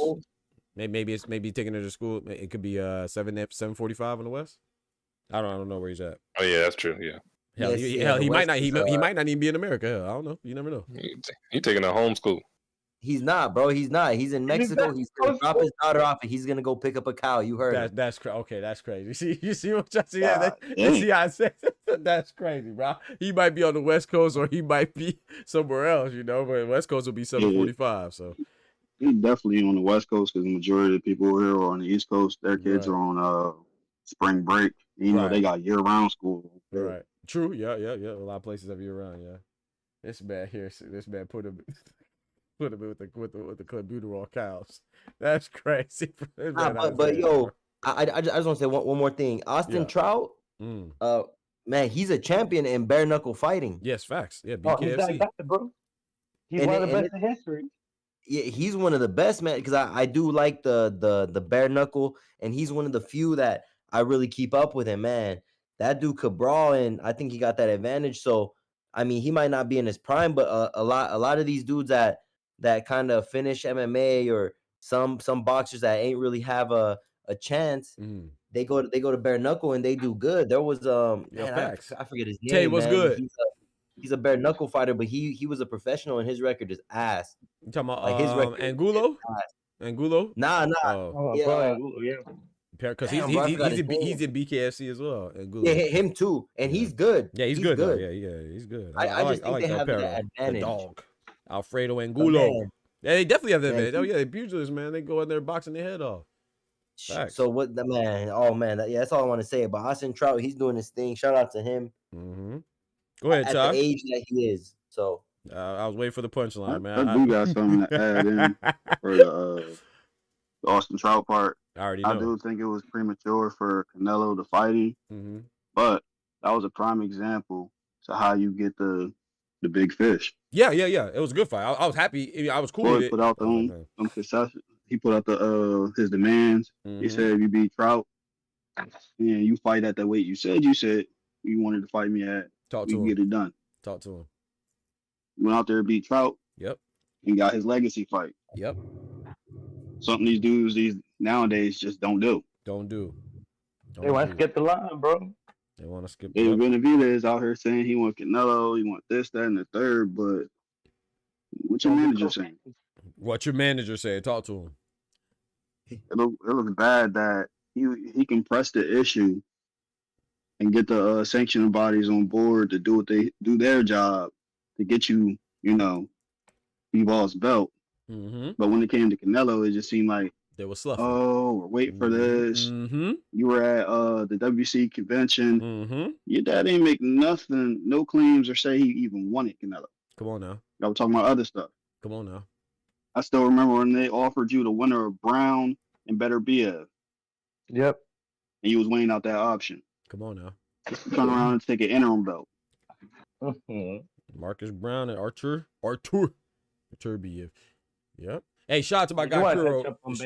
Excuse me real quick. Shout out to my guy Puro, man. Dropping that bread, that cheese, that butter. Yes, sir. Yo, who's worse? Turkey Al-Sheikh or Mario Suleiman? What do you mean? Oh yeah, wait, what do you mean? Well, no. Before we switch to that, what were you saying, Oscar? I think you were about to say something in regards to that. I cut you off. Yeah, hey, appreciate that, Puro. Appreciate the $1, man. Go ahead. How y'all feel about Benavidez being the regular champ while still being the super champ? Yeah, I saw that. I didn't really know what that meant. The WBA, right? The WBA regular champ. It's kind. I don't know. I feel like they got to change that. I just thought it would be a matter of time. Yeah, I don't know. It's weird, man. Boxing is weird, especially with all the belts. Like I get it. You got the national champion, you got the interim, and I get those belts. I guess they make you feel motivated, so that's good. But we gotta stop giving the dudes we call champions these fake champion belts. Yeah, I don't. Yeah, that one. I think that he should be removed from being because right now he's still the interim champ too for the WB. No, he's not. He's the regular champ. Yeah, I know WBA, but wasn't there another one too? Just not WBA. The full champ for the WBC. Yeah, because WBC got elevated. Yeah, right. Yeah, I don't know about that one, man. He's gonna hold on to that interim until his first defense. Yeah, that's when they usually give you the decision and they strip him for the interim. True. It's just like there's a pay situation. Right. Find out in his next fight. Right. But the thing, I read that they just like made some world belt or something like that. I saw what I think I know what you're talking about. That's what you're talking about, right? The WBA made some world belt or something like. What are we What are we doing, man? It's called the world belt now. Like, what come on, man. But is that their French fries belt? I guess so. I don't know. Yeah, put them in the bag. I guess so. What's the importance of interim champ anyway? Like, why do they even need that? Usually it's like you get next in line. Fight the champion. Yeah, you get to fight the champion. Oh, okay. So isn't that just like the person? Isn't that the person that's just like the #1 contender? Or that's just completely different? It's very similar. No, it's very similar. And then, you get the interim belt. But then I would say that usually if it's your #1 contender and then for some reason the full champ, recognized champ can't fight, usually fight like the #2 guy or #3 guy to get the belt, the vacant belt. When you're interim belt, if the guy who holds it, usually if he can't fight for whatever reason or doesn't fight, you just get elevated. You don't have to fight to become a full champ. And there might be other things too, but that's what I'd be noticing. That's what I noticed the most. They don't even need it. You think that's needed? Man, is it needed? It's something they could tax you on. That's the real thing. Yep. They could charge you for being. Yeah, you get taxed for being an interim champion and stuff. You're getting waxed. Right, waxed and taxed. That's just because there's so many belts. I just be like, man, You just need about 2 of them damn things just so you can stop all of this miscommunication of who fights who.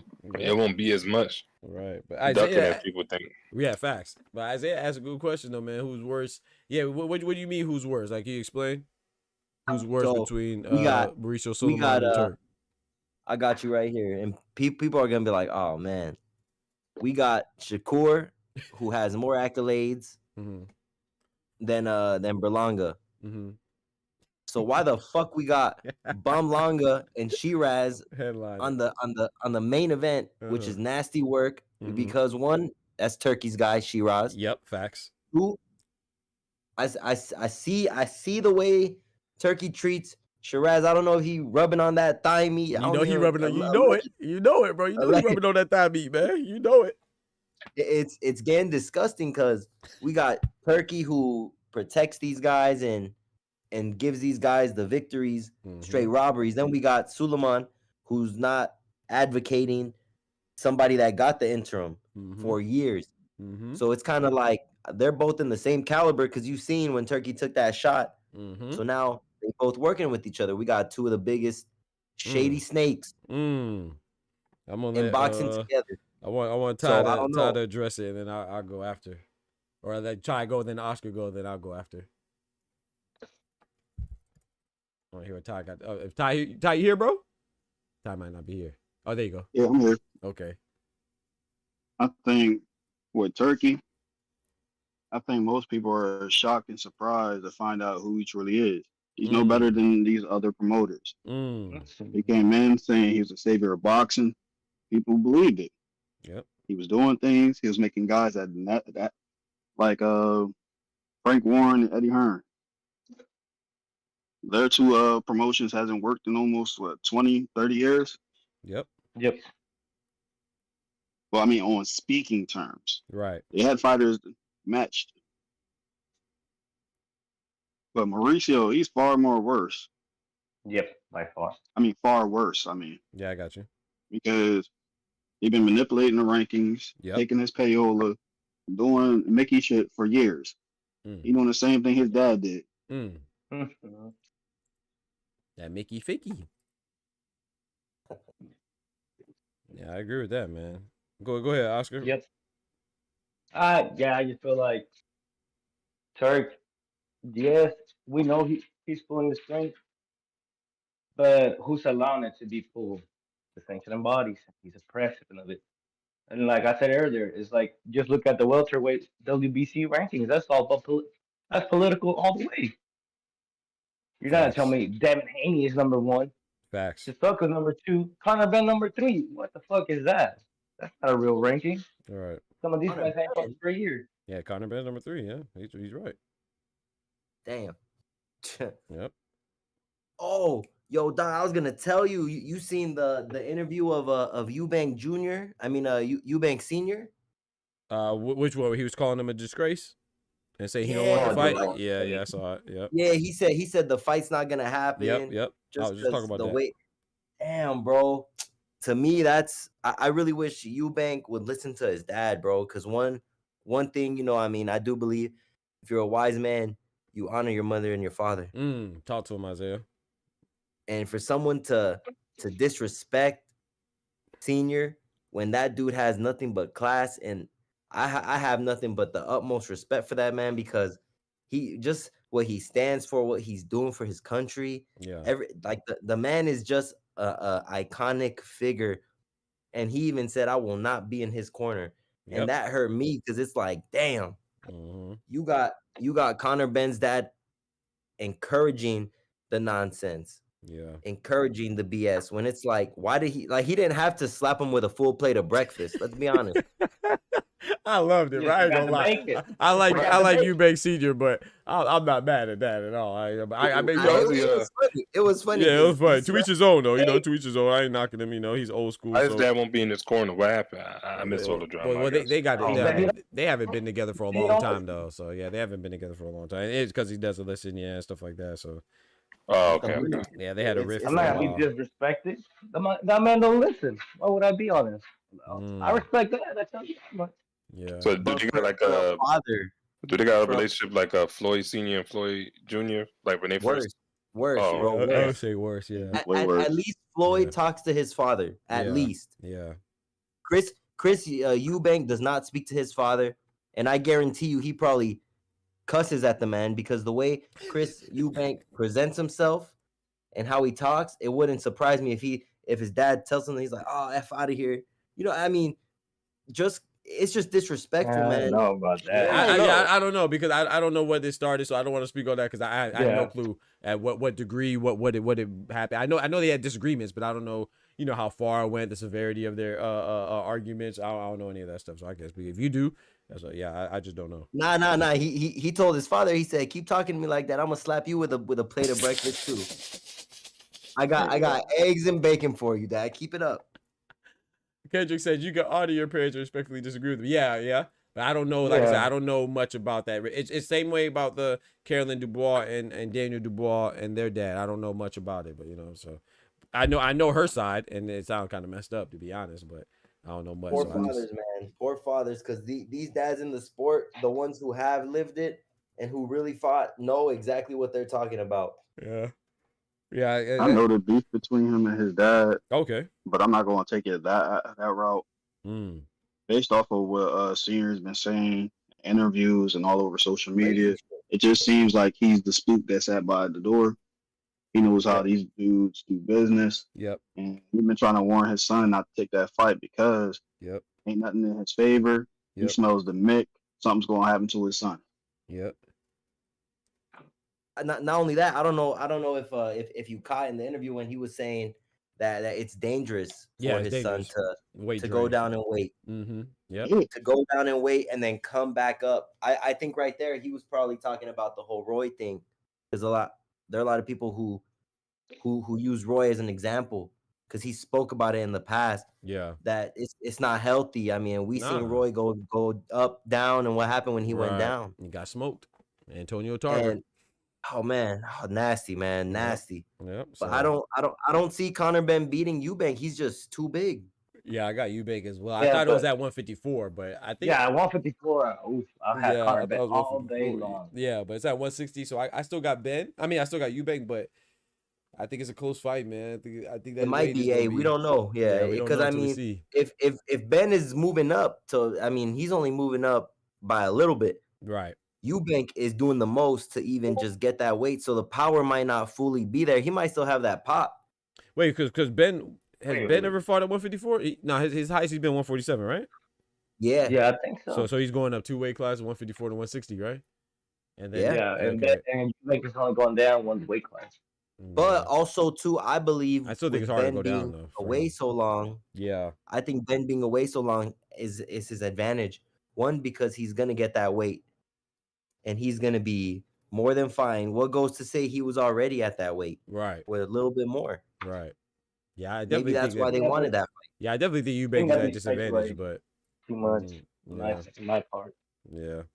We'll see, man, because I got Eubank, but I ain't gonna lie, the closer we get, the more I'm starting to lean towards Ben for some reason. But it's because I thought it was at 154, but it's at 160, so I'm still going with Eubank. But yeah, I definitely think that it's not good to go. It's not good to be dehydrated and stuff and take punches, But go ahead, Ty. Mm-hmm. I was going to say I'm going with Ben just because of all the weight stipulations that's in place. Right. The weight checks from like a month out, 3 weeks out, 2 weeks out, all are in favor of the smaller man. Yep. And what's there's a rehydration limit too. Yes. Yep. Yeah. So it's gonna be tough, man. Eubank gonna be naturally bigger. Yeah. He's bigger, Dooley, but he has there's a weight cap. I can't remember what it was, but yeah, it's definitely a cap. So it's not like he could just blow up. And that's what his off father's the top of my head, I'm not sure if it was 63 or 64 or 63 in a few ounces, something like that. Yeah. That's crazy, man. Excuse me. The fellas, man, I'm gonna go get some food, man. I appreciate y'all. Hey, Isaiah and Puro too. I appreciate y'all being the first ones that implemented that time limit. I'm gonna try to keep doing that just to keep the show going and stuff like that. So it's nothing against y'all. I just want to make sure that's just something that's just a new format I'm trying to do. Hey, Pete, who the hell was in here that you had to put the time limit on? Nobody killing somebody? No. It wasn't because of anybody in particular. but you know, I ain't gonna lie though. I've been trying to do it. It's just I've been trying to do it, but I just haven't been committing to it. But I will say this though, when you told me though, it was 2 cents. Like, he was like, oh man, Isaiah about to hop on and say some crazy shit. It wasn't Isaiah. He got a minute now. It was 2 cents.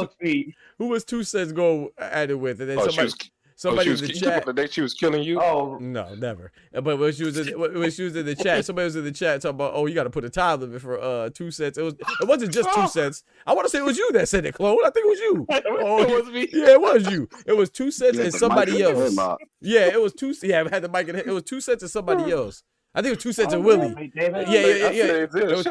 It was 2 cents and Big Dog Willie. They were going back and forth, and then Chloe was like, "They need a shot clock." And somebody else said it too. I was like, "Okay, babe, I'm gonna start doing the time limit." So it wasn't anybody in particular. Something I've been thinking of, but yeah, it's just that kind of made me maybe commit to it a little more. I think I'm ready for my first square up too, man.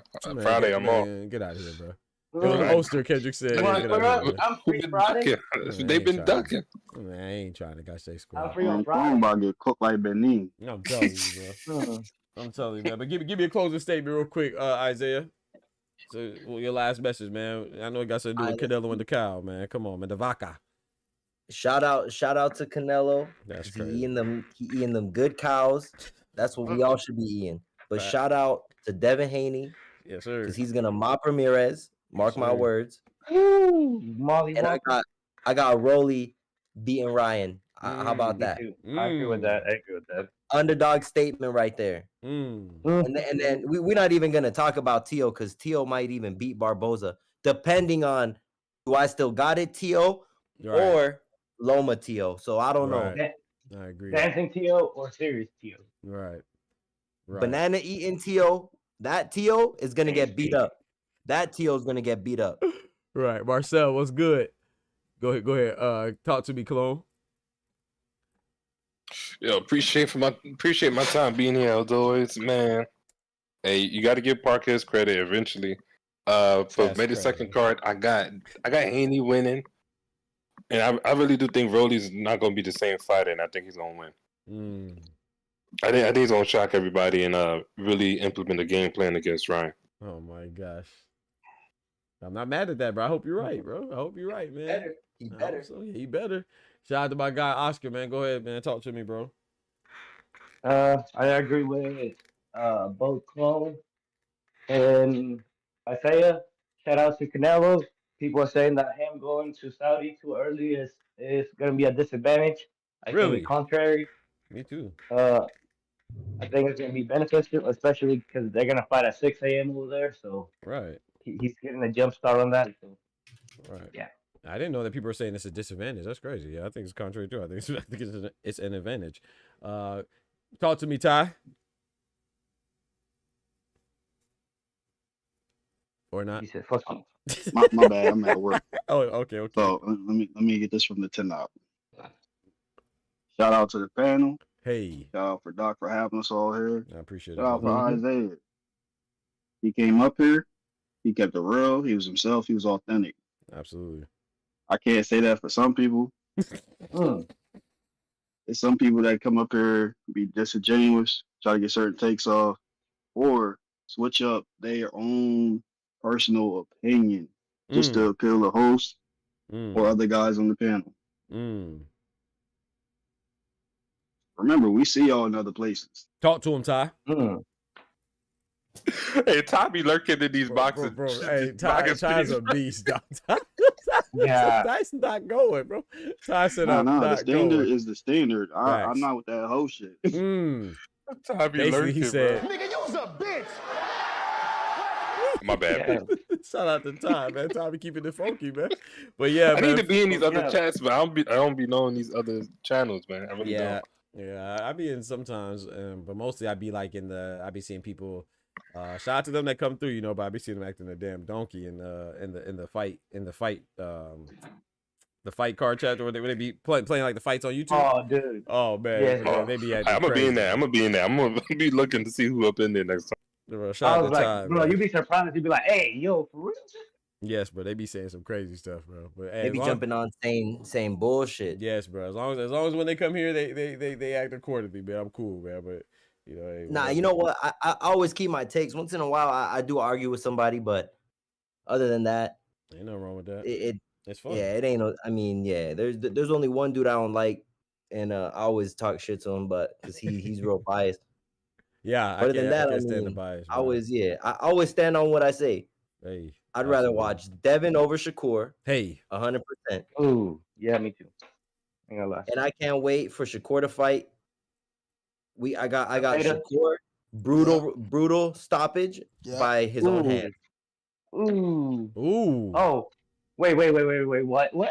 You think Shakur stopping himself? Is Shakur stopping himself? He hurting his hand? Ooh. Shakur stopping himself. Hey, that would be ain't nobody gonna tell me. Ain't nobody gonna tell me when Zepeda start putting that pressure on him. What's he gonna do? Is he gonna do a De Los Santos, or is he gonna do what he did to Valdez? That'd be crazy, bro. Hey, that's a that hell of a take right there. That would be crazy. That's that would be the old Shakur back. That's a hell of a take right there. If he like, no mas because his hand. Oh man, I ain't gonna lie. I feel bad for him, bro. I would say this. I think you said this your last stream, P. Yes, sir. I think you and Kendricks both said this, but I don't think that Tank and Shakur fight is going to happen either, though. Yeah, I don't know. I think Kendricks said this. Yeah. I don't think that's happening. I don't think so either. I'm gonna be disappointed. It can't because his hands ain't 100%. If his hands ain't 100, it's a risky fight. And for his and I can't blame him for it though. Yeah. Oh man, we all can. But for his grandfather to get up there and say, "Oh, he beats Tank," yeah, maybe if his hands are healthy. And he need to focus on getting them hands right before he want to talk crazy about Tank. Yeah, we're going to see, man. I mean, I don't it's know. like that African guy I told you, dog. Which guy? I would never do such a thing. Yeah, all right. I got to jump out, though. Yes, sir. Y'all be easy, man. Y'all be Appreciate easy. y'all, man. Hey, I think he's from he's from South Africa, too, Oscar. I think, well, at least that was the news it said. I think I found out what country he's from. I would never. But that don't mean he's from there. But that was just the station that it was on. He said, "I would like the pause in the mirror." Like, I will never. Bro, he sat there, thought about it, let it. He had to make sure that it processed correctly, and then he just got disrespected. He felt disrespected by it. He said there was so much force, it was crazy. But man, y'all be easy, man. Take care of yourselves, man. God bless. Appreciate y'all pulling up. God bless y'all. See y'all for the late show for sure. Good Lord willing. Yes, sir, chat, man. Shout out to the panel, man. Everybody coming through, man. My guy Clone, my guy Oscar, my guy Ty, Puro, Isaiah, and someone else, right? That was it? Or somebody else pulled up? I think that was it, man. So shout out to everybody for pulling up, man. Hey, we are at 2,700 subscribers. Let's get to 3K, man. We are on the cusp of 3K, man. We need 300 more subscribers, man. Don't forget to smack that like button as well. And if you haven't hit that like button already, what are you waiting for? Go ahead and do me a favor. Before you smack the like button, smack the subscribe button and smack that notification bell as well. And then after you do that and before you smack the like button, I'm going to need you to smack yourself. Because as soon as you come in here, you should already have the like button smacked, man. You know, we trying to grow, man. We growing authentically. We growing genuinely. And we getting it out the mud, man. We get the hustle off the muscle, man. So we don't stop over here, man. We just keep going so we can keep growing. So appreciate the love, man. It can't grow without your support and your participation, man. So go ahead and smack that like button and all that good stuff. And bonds, man. Shout out to the panel.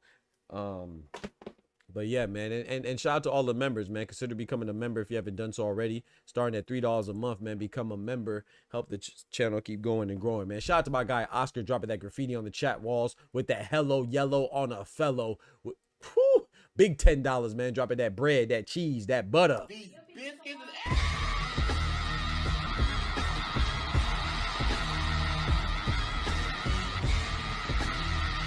Yes, sir. Shout out to my guy Oscar, man. Dropping the hello yellow on the fellow, man. That Carmelo, man. That Carmelo yellow. I appreciate it, man.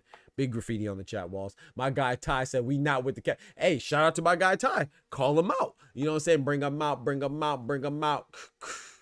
It's hard to yell when the barrel's in your mouth. You know what I'm saying? Hey, appreciate you, Ty. We keep it funky around here, man. That's why I don't say nothing. I just play my role because I don't know what people know and what they don't know. You just call it like you see it. So shout out to you, man. I appreciate that, man. We gonna keep it real from our takes and from how we represent ourselves as well, man. So shout out to you, Ty. But also too, I will say, those that come through and it's a sign of respect, you know what I'm saying, when they come and they show me and they show love, because it shows that they appreciate what they're doing. And we are trying to change the culture of boxing from being just as ridiculously biased, nonsensical BS that's consistently spewed and disseminated across the airways. You know what I'm saying? We are attacking boxing from a holistic standpoint. We don't care if you black, white, Hispanic, Asian, male, female, Christian, a Muslim or atheist or otherwise, man. We just love boxing around here, man, and that's what we want to show, man. So I don't really care about allegiances or loyalty. You know, we just like boxing around here, man, and I think that the people will feel that. And, you know, it's gonna take us a little longer, a little more work, you know what I'm saying, but that's okay. We not allergic to work, baby. You know what I'm saying? We not allergic to the hustle. We get it off the muscle. We got plenty of muscle to go around, man. Shout out to my guy Clone, dropping that bread, that cheese, that butter. These biscuits.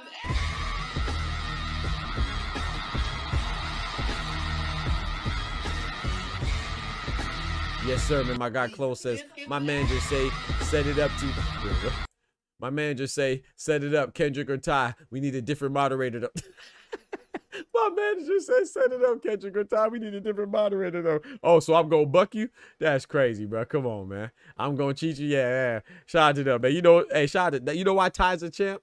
Because Ty, when he loses, he takes it on the chin, even though he don't lose often. He only lost once. He took it on the chin. He never said, oh, it's because Doc was being unfair, or he was holding it against me, or he was being biased. You know, he took it on the chin, and that's why he's a champ, bro. That's why he got the belt. You know what I'm talking about? Because he keeps it real. He keeps it funky, you know? You know what I'm saying? Sometimes you're going to take an L, man. Y'all be scared to take L's, man. Shout out to Ty, man. Shout out to Oscar. Oscar be about that life, too. I don't know about the rest of you, but that boy Ty the champ, man. He ain't never say, oh, man, Doc cheated me. Doc, hey, you did me wrong. You did me dirty. He took the L and kept it pushing, man. You know, and that's why he's a champ, man. Shout out to Ty, man. But yeah, I'll be back on later for the late show. Don't forget to smack that like button. And if you have any suggestions, too, hit up the Discord, man. You have any suggestions in regard to what you want to talk about for the late show? Because sometimes I struggle to get some topics, too, man. There's a portion in the Discord where you could recommend some topics, man, and I do appreciate it. Shout out to my guy Tech Dumb Dad, man. We need to get Square Up Tourney going. That'd be fire. Hey, we need to do a Square Up Tourney. That'd be fire, man. I love that idea. Let's get it, man. We just got to get people to commit to the times, man.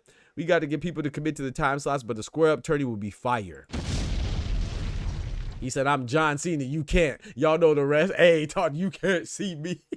I need a tune-up. Set it up. Let's get it, man. Shout out to John Cena, man, the most decorated champion in WWE history, right? With his victory at WrestleMania over the one guy, Cody Rhodes. Hey, Ty, I gotta give you the information too, Ty, from my cousin, because my cousin want to holler at you in regards to the wrestling stuff. So I'm gonna tell him to download that Discord. Yo, Puro, appreciate you coming through, man. Keeping it funky, man. Like I say, hey, we love different perspectives. We love talking boxing, man. I don't care where you're from. I don't care how much you know. I don't care if you're a purist, you're a casual. I don't care if you've been watching for 2 days or 200 years. I appreciate it, man. Let's just talk about this boxing, man, and talk about these differences. If we get a little passionate, we get a little argumentative, that's fine. It's okay. It's just fight, but you know, I mean, it's just a fight game, and we just love sports, man. So yeah, y'all be easy, take care of yourselves, and don't forget to smack that like button if you haven't done so already. But most importantly, do me a favor. Remember, with God, we can do anything. Without God, we are nothing. The doctor's out.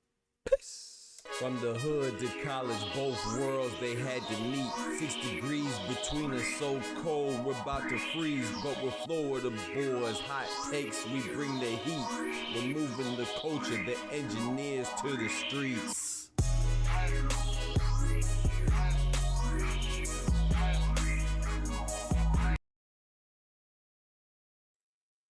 Hey, shout out to Puro as well, man. It was Puro's debut on the panel, man. Hopefully we see more of Puro, man. He said I'm a huge troll too. Hey, you know, like I say, hey, when you come through, when you on this side, this is what we judge you for. Your actions on this side. I don't know. But at the same time, if someone's gonna be on your head, I just play my part because I don't know what people know, you know.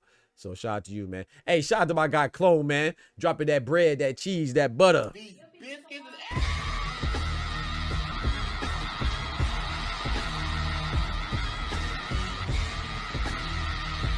Hey, sometimes I mess up too, so call me out. Like I said with the Roy Jones stuff, I honestly be forgetting, you know, because I was younger when Roy Jones was doing that stuff and with the PED allegation. I actually literally forget, and I should not forget, you know, and I do hold it against him, but you never hear me say Roy Jones is the best anyway, because, you know, longevity, but also because of, yeah, you can't have that either. So we got to keep it funky, and that's what we're here for. We hold each other accountable and try to be consistent. That's all, you know what I'm saying? So hey, if I mess up too, let me know. Call me out. We could talk about it. He said, I got stipulations against Kendrick. Only surface level topics. I'm not a purist. He got stipulations. Hey, man, get out, man. I'm out of here, man. Y'all be easy, man. The doctor's out.